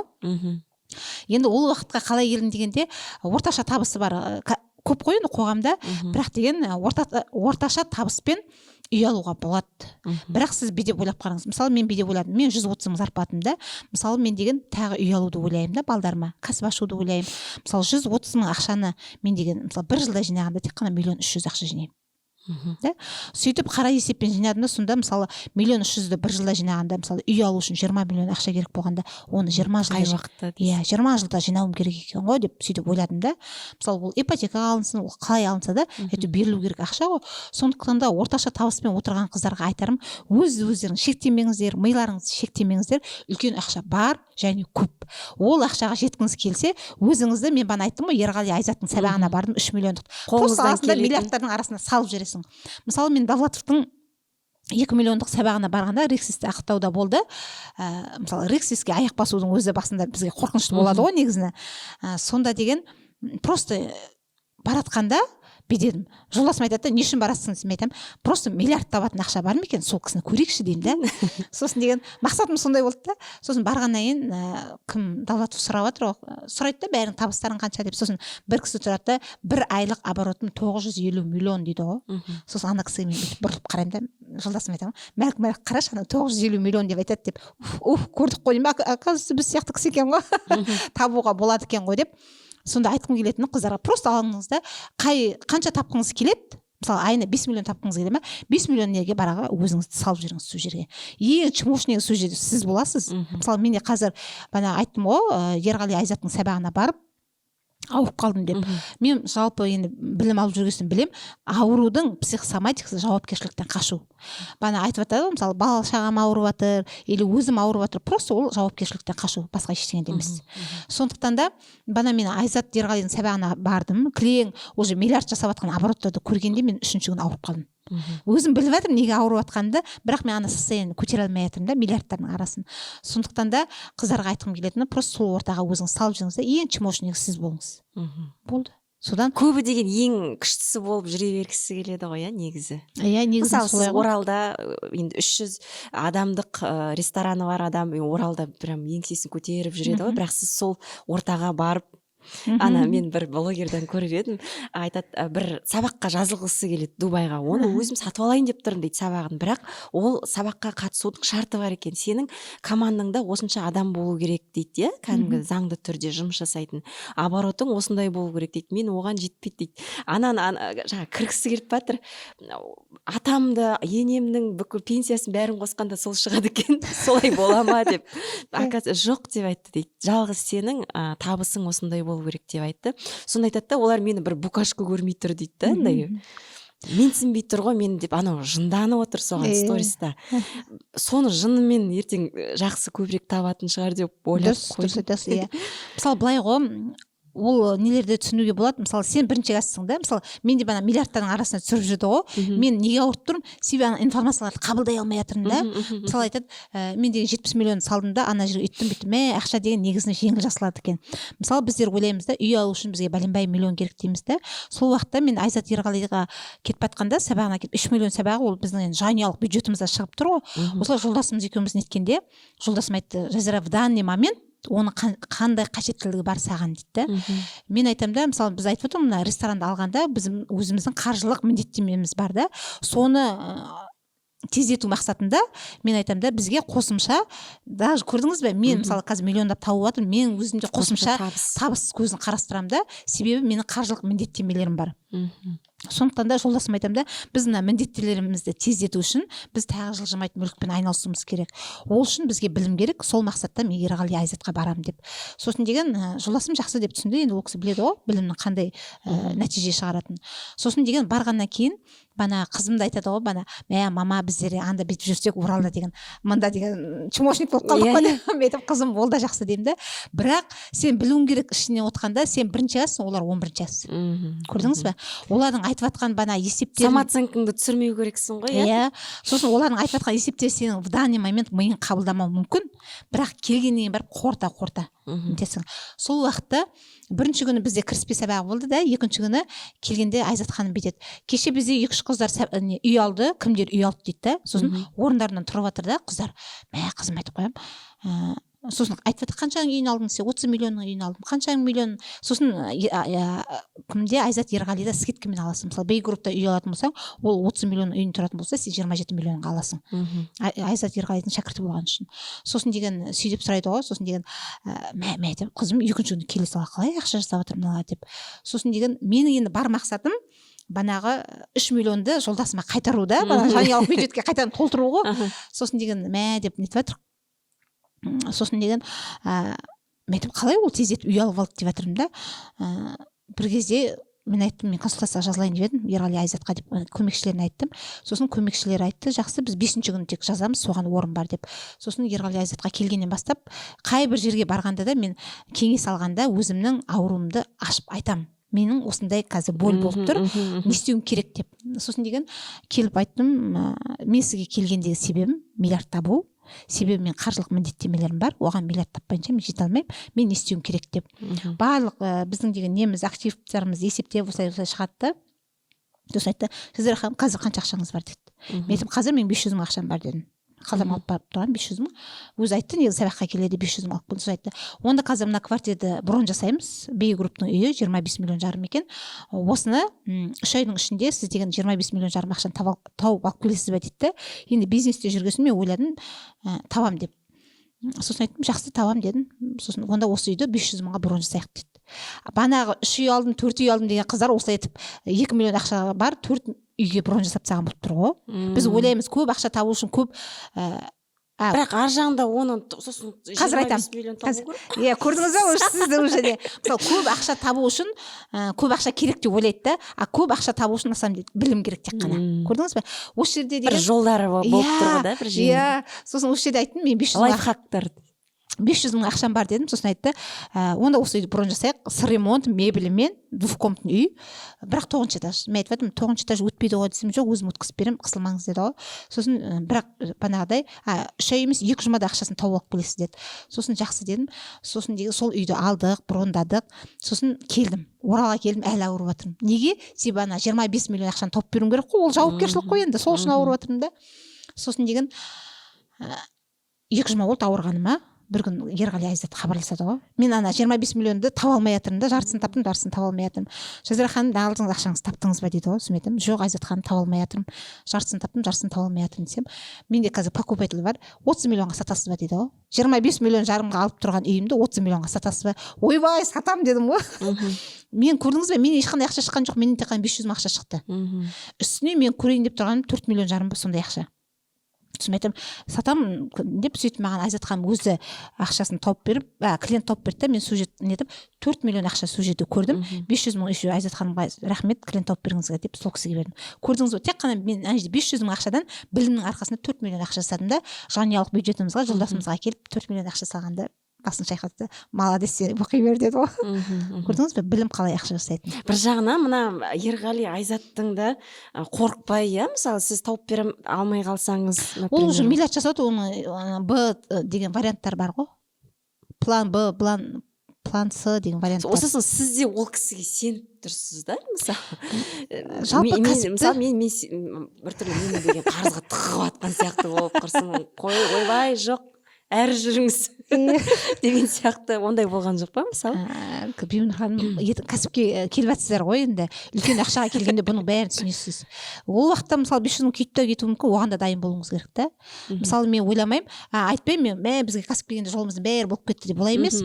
Бізді әлі де бар, біздің 2 миллион ақшамыз, 4 миллион ақшам кетіп кеткен кездеріміз болды. Сондай сенімге бола ақшаға салып кетіп кеткен кездеріміз болды. Кәсіп болғасын ондай болады, бірде аласың, бірде саласың. Соның бәріне дайын болғанда, прямо теріңізді, тәніңізді соның бәріне дайындайды ғой. Үлкен ақшаға келу үшін үлкен рискке де дайын болуыңыз керек. Сөйтіп өз ақшасын өзін қайтарып, жанұялық немізге, бюджетімізге салып, жолдасымның алғысын алып, сөйтіп қайтарғанымыз бар. Бірақ енді мен қазір сол ақшамды қайтарып алдым, деп қайтадан отырдым. Бір мақсаттарым бар, тағы істеу керек екен. Бірақ сол жолға жайлап менде келетінімді біліп тұрмын да. Қазір келмеспін, бірақ түсініп алдыңыз да. Бір жылдан кейін мысалы түсінуіңіз. Сіздің Инстаграмда көрдім, 18 айда қаржылық тұрақтылыққа үйретемін деп жазғансыз. Сол қаржылық тұрақтылықты қалай соған келеміз? Жалпы әрбір дағдарыс бізді өсу үшін беріледі, әрбір этапта. Мысалы мен басына 130 мың таптым, мен 600 мың ақшаны көрген жоқпын ғой. 600 мың ақшаны вау деп қабылдадым да. Мысалы мен ресторан саласына келдім, уже мен деген 30 миллион, 40 миллион, 50 миллион деген ақшаларды көріп жатырмын. Уже мен 300 миллиондық ресторанды алғасын, уже деген бұндай үлкен ақша бар екен ғой деп, уже миллиардтың да бар екен, уже миллиард табатын кісі болғасын. Просто біз ол кісіні көруіміз керек та. Мысалы қанша сіз тапқыңыз келеді, сол кісімен күнде көріп, сіздің табысыңыз оған жетпесе де күнде сол кісімен әңгіме соға берсеңіз, сіздің автоматты түрде мышлениеңіз соған қалыпты сияқты болып сізге сіңеді. Иә, сол орта өсіреді ғой, действительно айтады ғой, 4 миллиардердің қасында сен жүрсең, 5-шісі сен боласың деп. Сондықтан да қарыздан тек қана миллиардқа шығаратын, миллионға шығаратын тәртіп табандылық. Мен ақша, мысалы біздің кәсіптің, даже сауданың да бір несі бізде қолма-қол постоянно ақша жүреді ғой. Кейбір кәсіпкерлердің шатысатыны сол ақшаның бәрі өзімдікі деп ойлайды. Ол ақшаның бәрі сенікі емес. оның міндеттемелерің бар ғой, команданың алдындағы міндеттемең бар, қаржылық міндеттемелерің бар да, жанұялық алдындағы міндеттемең, ата ана алдындағы міндеттеме, қайын жұрт алдындағы міндеттеме, осының барлығын орындап келіп миллиардқа миллионға шығасың да. Онсыз тәртіп болмайынша шыға алмайсың. Ол сол қаржылық сауаттылық деген осы дейсіз. Иә. Сондықтан Боды Шефердің кітабы бар, табысқа жететін жол ма екен, табысқа апаратын жол. Сол кітапты барлық оқырмандарыма оқуға кеңес берем. Себебі ол кісі де солай, ол айтады, если тұрақты түрде нететін болсаңыз, 7 жылдың ішінде пассивный доходқа шығаруға болады деп. Ал Довлатовтың несі бойынша, Довлатов қой бізді шығарған. 62 миллион деп отырмын ғой, 62 миллионды жауып келгенде дымда емес екен. Мысалы біреулер дейді, Жазира ханым, ай сайын деген 150 мың кредитім бар, төлейтін қалай нетерін білмей күйзелісте жүрмін дейді. Мен айтамын, 150 миллион ба деймін да. Ол дымда емес қой деймін да. Сондықтан да просто адамда тәртіп болмаса бытыраңқы болады ғой. Мысалы кейбір уақытта мен айтамын ғой, қаржылық жүйе керек, сосын. Мысалы мен қаржылық міндеттемелерім бар деп, мен қасымдағы подружкаларым білет, мен команда білет, ай сайын қанша төлеп отыратынымды естігенде прям шок боласыз ғой. Шок болғанда, ал мен бірақ оны спокойно төлеймін деймін да. Қалай дейді. Мен айтамын, мысалы деген, мен бір айға тіреп тастамаймын. 4 жұмаға бөліп тастаймын. Әрбір бірінші оқуда мен барып банкке өзімнің немді салам, қаржылық міндеттемемді әрбір бірінші оқуда барып салам. Бұл тәртіп па? Тәртіп. Ана ақшаны жоймаймын, бүйтіп реттеймін де, мына ақшаны саламыз деп 4 жұмада төлеп тастағанда ол ақша сізге дымды емес. Сіз күштетіп айтады екенсіз, иә, қаржылық міндеттемем деп, андай кредит төлеп жатырмын. Жоқ, айтуға болмайды. Ол да бір техника сияқты, иә. Әдемі естіледі екен, міндетімді орындайды. Әрбір адамның міндеттемесі бар ғой, өмірге келгендегі азамат ретінде. Сол міндет деп түсінбейтін адамдар бар екен. Мен мына Инстаграмда өткенде бір көшеде опрос жүргізеді. Сосын айтады, егер сіздің Каспиіңіз черный списокта болса, не деп айтады тағы? Арестта болса, сол арестта болса, сізге сыйлық берем, ақша берем дейді. Сонда қаншама жас балдар, жасы 20-ға толмаған, 20-дағы балдар бар. Бәрінің счеты арестта. Тіпті ол ана жерде бар ғой, бәрі күліп жатыр, иә. Олар даже күледі. Менікі арестта дейді. Мен айтамын, мынау деген не масқара. Соны жолдасымен талқылаймыз ғой, жаңа, бұл неге олай? Қалай олар міндеттемесі бар, олар қалай тыныш ұйықтайды. Жаңа тіпті бәлен айға арест қап-қара болып кеткен, соны деген тіпті біз біреу айтады, мен мына Каспи тіпті ашпайды екенмін да, парольный ұмытып қалыппын дейді. Себебі төлемеймін деп солай сандыққа салып тастаған болып тұр ғой. Мынау сондай қаржылық сауаттылық бізде еліміздің бұл бет бейнесі ғой, иә, негізі алғанда. Қарызға кірген адамдардың өзінің міндетін қарызға алды ғой кезінде кредитті. Соны төлемеуге болады деген сияқты бір жауапсыздық па деп те ойлаймын. Енді бұл сұрақ негізіне айтып отырмын ғой. Күлетін емес, жылайтын не? Себебі деген, қазір деген бәрі ипотека бар да. Адам былай айтқанда сол черный списокке нету арқылы өз-өзінің жолын жауып тастайды. Мысалы мен айтып отырмын, 300 миллиондық ресторанды алғанда біріншіден банктың маған деген сенімі ғой. Сондықтан да кейбіреулер бейде-бірін дейді, ой, мен кәсіп бастайын десем, маған ақша жоқ, ақша алайын десем, банк кредит бермейді дейді. Негізінен кәсіп бастауға ақша керек емес. Кәсіп бастау үшін білім керек. Ақша керек әрине, бірақ біліміңіз болса, сол білім арқылы сіз ақша тауып аласыз. Қызмет көрсету арқылы, мен бірінші не үшін біз деген заңгерлік қызметке келдім, себебі мен ақшам болған жоқ та, кәсіп бастауға. Сол себепті өзімді мен деген қызметімді ұсына отырып, содан ақша нетіп тұр ғой. Сол сияқты көп нелер содан шатысады. Мысалы телефон, тағын зат қажетсіз заттарды алады да, тұрмыстық қажетсіз заттарды алады да, сосын черный списокке ілігіп арестқа сосын сұрайсың ғой, қанша ақшаң бар, не үшін арестта тұрсың десе, 150, 200, әрі кетсе миллион, әрі кетсе миллион жарым. Алла тағала негізіне оны құнып тастаса, миллион жарым ақшаны ол кісі бір күнде табады негізіне. Бірақ ол жауапкершіліктен қашып, жауапкершіліктің жоқтығынан сондай неге барып отыр да. Сосын деген сол арқылы өз-өздерінің жолдарын жабады. Сосын деген былтыр мен деген Дәулет Мұқаевтың Астанада өткен тақырыбын ұмытып қалдым, осылай қаржылық сабақ жөнінде, жылжымайтын мүлік жөнінде сабақ болды Астана қаласында. Ұлан деген екеуі, сонда мен сабаққа барғанда тоже көп жастар болды ғой, сонда айтып отыр да, көп жастардың бағанағыдай нелер кілттеніп қалған екен. Сонда айтады, ломбардта болса или сондай черный спискіде болатын болсаңыз, сіздің өмір бойы жолыңыз жабық дейді да. Сіз оны қайтадан обновить етіп нету үшін 5 жыл уақыт керек, 7 жыл уақыт керек дейді да. Сондықтан да яғни сіз 5 жылға дейін 7 жылға дейін ештеңе істей алмайсыз деген сөз. Сондықтан да егер де өзіңіздің жолыңызды жапқыңыз келмесе, тұрмыстық қажеттіліктерге бола, мысалы стиральный машина алдым дейді да, стиральный машинаны ақша жинап алуға болады, если шындығына келсек та. Ал нағыз болмай жатса алмай ақ қой, сол стиральный машина алмай ақ, қолмен де жуа берсең, мысалы қазіргі сенің күйің, жай күйің соған нетіп тұр ма, қолмен жу, ақшаңды тап та, ақшаңды жина да стиральный машинаны ал. Нағыз алғың келіп жатса. Ал енді алдың ба, өзіңнің жауапкершілігіңді, мысалы сен үлкен бизнесмен болғың келеді, сен қалай бизнесмен боласың, егер де мына жерде тұрған миллион кредитін жаба алмасаң. Ол ертең мысалы біреулер үлкен ақшаны күтеді, үлкен ақшаны күту үшін үлкен жауапкершілік керек. Сен ол жауапкершілікті в данный момент ала аласың ба? Мысалы, мен Жазира 25 жасында да бай болғысы келді. Мысалы мен өзімді, мен негізі бұрын бай болғым келді, армандадым. 25 жасында бай болғым келді. Неге маған 25 жасында байлық келген жоқ? Себебі маған Жазираның қолына 25 жасында 30 миллион, 50 миллион ұстатып қалсаң, бай қайда, бала қайда деп шығып кететін едім.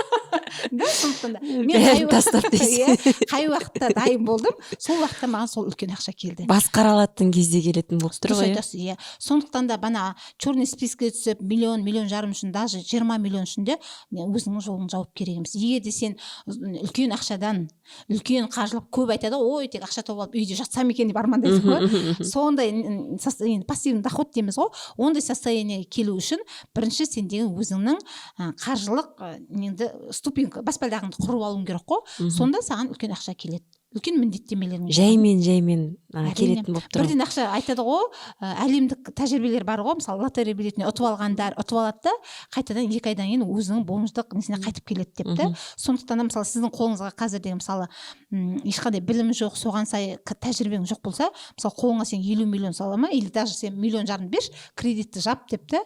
Мысалы менің немде өзімде болды, 1,5 миллион беретін болсаң, ол барады да басқа бірдеңе салып жібереді, қайтадан мә Жазира апа, ана кредитім жабылған жоқ деп келіп тұрады да. Неге жаппадың десе, ананы алып едім.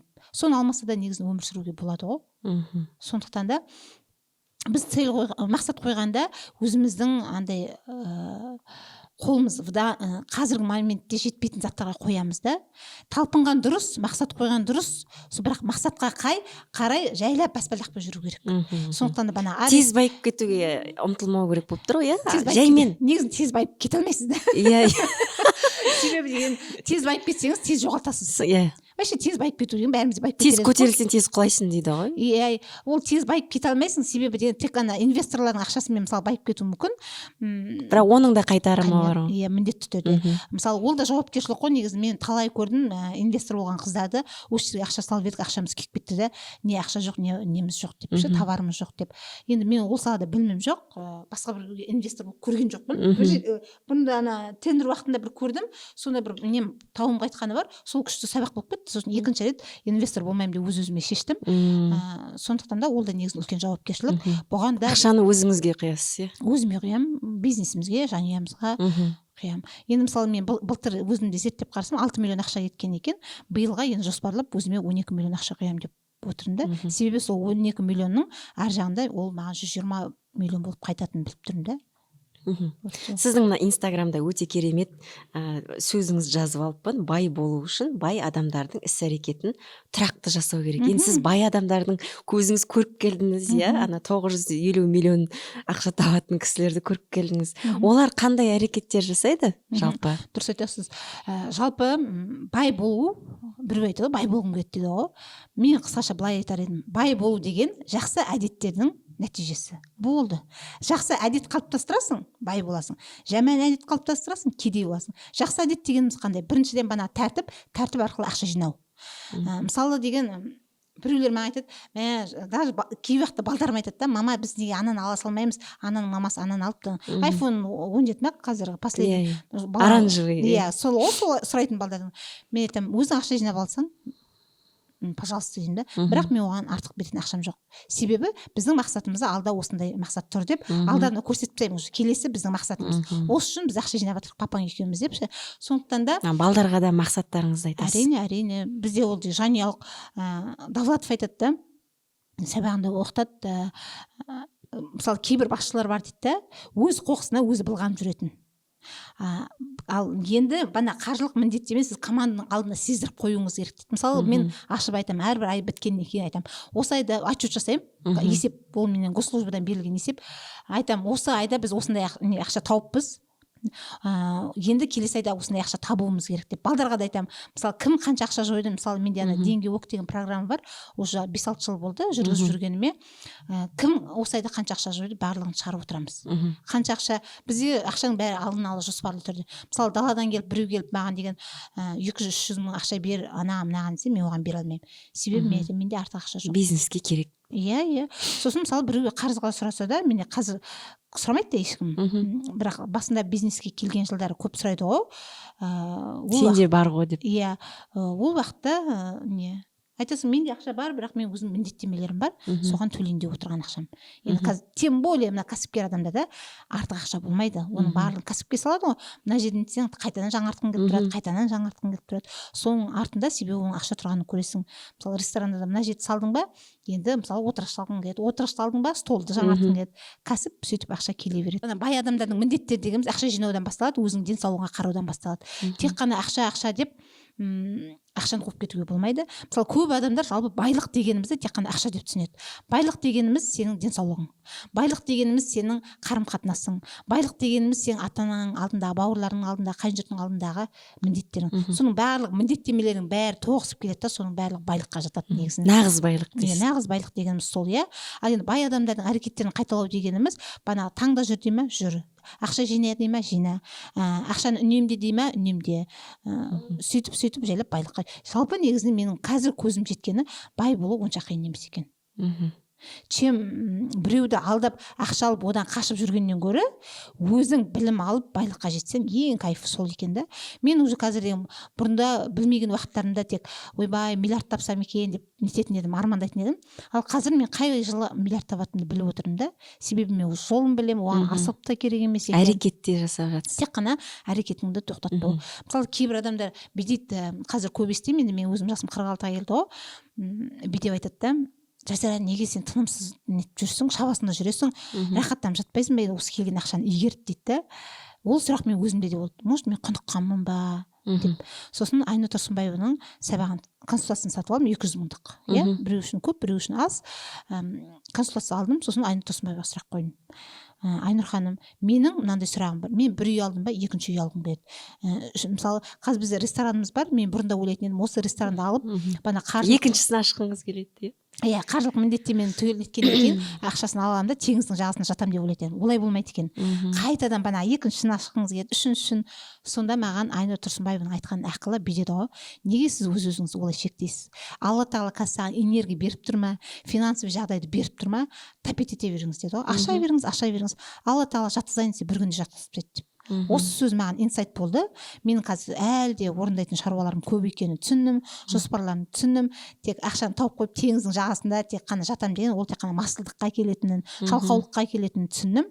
Айттым ғой, Роберт Кийосакидің бір кітабын оқығанда ол айтады да, жату, жалқаулық адамды депрессияға алып келеді дейді. Оны деген Абай Құнанбаев атамыз айтып кеткен ғой. Сондықтан да жатып алып ақша табам деп армандап та керек емес олай. Әрекет болды. Әрекет сен үлкен нәтиже. Содан сосын рахат алу керек қой, осы өмірдің рахаты да сол. Армандарың орындалғанда кайфуешь да, сол кайфтан кейін сен екінші ұлы мақсатты тоже кайфпен қоясың ғой. Команданың алдында да, жанұяның алдында да. Уже барлығы біліп отырады сенің арманыңның оңай орындалатынын. Сосын давай деп сенеді, иә. Жанұялық. Сіздің инстаграмнан мен бастағы проблеманы квант әлеміне тапсыруды үйрендім деген бір сөзіңізді көрдім, иә. Иә, енді кімнің басында проблема жоқ қазір. Соны квант әлеміне қалай тапсырамыз? Кванттық әлеммен қалай келдіңіз сіз сол ілімге? Жалпы бәріміз айтып жатамыз да, мысалы инстаграмда кванттық әлем, кванттық, оны кейбір квантовый скачок деген не ол деп сұрайды ғой. Квантовый скачок дегеніміз, мысалы қазір сіз 130 мың тауып сауатсыз ба мысалы суда миллион тапқан жердегі әрекетіңіз сізді квантовый скачок деп айтады. Мысалы біреулер оны әлем дейді, біреулер қаржылық еркіндік дейді. Әркімнің сөз пайдалану, сөз саптауы әртүрлі, иә. Енді оны тапсыру дегеніміз әрбір адамда проблема болады. Мысалы бізге қазір проблема деп айтпай ақ қояйын, мақсат. Біреу проблема деп қарайды, біреу мақсатымыз деп қарайды, иә. Мысалы менің қазіргі мақсатым, проблемам да, мысалы біреу проблема деп қарайтын болса, проблема деп айтатын болсақ, менің проблемам мына 30 өзімнің қарауымдағы адамды январь, февраль, мартта заказға толтыру. Менің в данный момент проблема да. Ал бір адамға проблема үйіне бір буханка 200 теңге нанын алу болуы мүмкін. Көрдіңіз бе? Әркімнің санасы қай деңгейде, сол деңгейде өзінің проблемасы болады. Ал мына қаржылық еркіндікке жеткен бай адамдар оны проблема деп қарамайды, просто бұны шешу керек мәселе деп қарайды. Мысалы маған келді ма, бана январь, февраль, март айларында мен деген заказды толтыруым керек деді ма, бұл проблема емес. Просто шешу керек мәселе. Міне осыларды біз шешуіміз керек деп командамызға айтамын. Осындай неткенде өзімізді жақсы алып шығамыз деп. Осылай шешіледі. Негізінде жалпы проблема деген жоқ. Бұл просто жай әншейін қазіргі уақытта сізге келіп тұрған шешілетін әрекет. Соны сен әрекет етіп шешсең, спокойно шешесің, шешпесең сен үшін проблема болып қалады. Жалпы әлемде проблема деген жоқ. Егер басыңызға қандай да бір қиыншылықтар келетін болса, Алла саған айтыпты да, Жазира, сен осы жерден оқып, ізденіп, келесі этапқа секіруің керексің деген сөз. Біз оны, мысалы мен бана айттым ғой, 2008-2009 жылдар мен басыма қиындықтар келгенде, мен психолог айтамын, я Алла, бұл проблема маған неге бердің деп. Ал қазір мен сондай проблема келетін болса, бүйтіп, Алла деймін да, рахмет, мені қайтадан тағы бір сатыға өсірейін деп тұрсың ғой деймін да, мынаны қалай шешуге болады екен, адамдарды жолықтыршы, жеңіл және оңай шешейін деп сөйтіп әрекетіме көшемін. Бұл да бір сіздің рухани саналы деңгейіңіз, иә. Кез келген проблемаға, кез келген сынаққа осылай жаңағыдай шешімін Алладан сұрап, Аллаға тапсырып, кванттық әлемге тапсырып деген сол ма? Сонда Аллаға тапсырып деген сөз бе? Әркім әртүрлі айтады, иә. Мен бір подружкаларым болса, Жазира ханым сонда қалай орындалып кетеді дейді. Мен айтамын, білмеймін, Аллаға тапсырамын. Алла өзің реттеші. Мысалы мен ресторанды алып жатқанда, мысалы 300 миллиондық ресторанды кез келген кісі ала алмайды ғой. Аллаға айттым, Алла егер де мен үшін қайырлы болып, адамға жақсылықтар жасай алатын болса, маған бұйырта көр, оңайынан, жеңілінен. Ал егер бір күн позор болып, төлей алмай, оны позорым шығып, өйтіп маған позор етпей ақ қой дедім. Өйтетін болсаң, одан да бермей ақ қой сол ресторанды деп сөйтіп неттім. Уже мен қазір әрбір төлемді төлеп жатқанда мен айтамын, Алла, осы үшін берген екенсің ғой. Маған қаншама сен әдеттерді үйреттің, ақша жинауды үйреттің, адамдарға иілуді үйреттің, қарым-қатынасты үйреттің да, команданы басқарып, осы ақша арқылы, мысалы 300 миллион ақша арқылы мен қаншама әдеттерді үйреніп жатырмын. Деймін да, өзіме рахметімді айтып. Сол қаншама бай адамдардың өмірін зерттейсің да, олардың барлығы да мысалы кейбір кісілер бүйтіп айтады, бай адамдардың баласыны атадан балаға байлық болмайды дейді ғой, бірақ сол байлықты ұстап қалуға да білім керек қой негізінде. Сол білімің болса, сен ол байлықты ұстап қаласың. Білімің болмаса, банағы білімсіздің күйін кешесің. Сондықтан да мысалы енді біреулер білім дегенді әртүрлі түсінеді да. Мысалы мектептегі программа деп түсінеді да. Білім дегеніміз, бана мен подкасттың басында айтып кеттім, қай салаңыз ақсақтап тұр, сол салада ізденіп ұстасаң да білім алуыңыз керек. Жазира ханым, біздің тыңдармандарға өзіңіздің айтарыңызды, ойыңызды айтып өтсеңіз. Подкаст жалпы ұнады ма сізге? Құрметті оқырмандар, Бибінұр ханым, өте керемет подкаст болды. Біздің деген қазақ аудиториясына өте қажет деп ойлаймын. Сондықтан да құрметті оқырмандар менен сұрап жатады ғой барлығы, Жазира ханым қалай жасаймыз деп та. Енді осы подкастты түгел қарап шығыңыздар, сосын қай жерде ұнады, өздеріңіздің инсайттарыңызды жазып, комментария жазсаңыздар. Бана мен айттым ғой, кеңесім бар, консультация дейміз ғой, мысалы сағатына 50 мың, сол 50 мыңдық кеңесімді сіздерге тегін беремін. Себебі әрбір кәсіп бастамастан бұрын да сіз кеңес алуыңыз керек. Кеңес, мысалы айтады ғой, мысалы кез келген бизнес, мысалы сен өтіп кеткен қиындықтан басқа бір бай адам өткен сол қиындықтан. Соның тәжірибесін сатып аласыз. Дұрыс айтасыз, өте дұрыс айтасыз. Сол адамның тәжірибесін сату арқылы сіз сол адамның жетіп отқан жетістігіне жетесіз дейді. Сондықтан да бай болу тым да қиыны жоқ, өте оңай. Прямо бана подкастымда айтып кеттім ғой. Сондықтан да әрбір қазағым бай қуатты болсын. Сол себепті ресторанымыздың атын біз бай бол деп қойдық. Біз деген енді өзіміздің миымызды нетіп тастағанбыз ғой, бүйтіп торлап тастағанбыз ғой, сол торымызды жарып өтуге әрбір адамның қолынан келеді. Әрбір қазағым бай қуатты болсын, денсаулық жағынан да, бала жағынан да балдарымыз әлем бағындырған керемет тұлға болсын дегім келеді. Сіздердің кәсіптеріңізге сәттілік. Бұндай подкаст өте керек. Мен де сіздің подкасттарыңызды тыңдап шықтым. Келген Арна ханым болсын, Бұлбұл ханым болсын, өте керемет подкаст болған. Алдағы уақытта шығармашылық шабыт тілеймін. Шабыты бар адам, энергиясы бар адам үлкен дүниелер жасайды ғой. Сондықтан да шабыттарыңыз шалқасынан болсын дедім. Рахмет көп. Жазира ханым, біздің подкастымызға келіп, уақытыңызды арнап, осындай тамаша білімдеріңізбен бөлісіп жатқаныңызға көп рахмет айтамын. Оқырмандарға өте қатты ұнайды деген сенімдемін. Және біздер басында айттық па, айтқан жоқпыз ба? Бұйырса, осы видеоның астына керемет пікір қалдырған 3 жанға Жазира ханым өзінің қаржылық сауаттылық бойынша консультациясын тегін өткізеді. Осыны айтып өткім келеді. Сондықтан да біздің подкастымызға лайк басыңыз, астына пікіріңізді қалдырып кетіңіз, сұрақтарыңыз болса міндетті түрде қойыңыз. Жазира ханым Инстаграм парақшасына тіркеліп алыңыздар. Міндетті түрде сіздерге сұрақтарыңызға жауап береді. Бізбен бірге болғандарыңызға көп рахмет.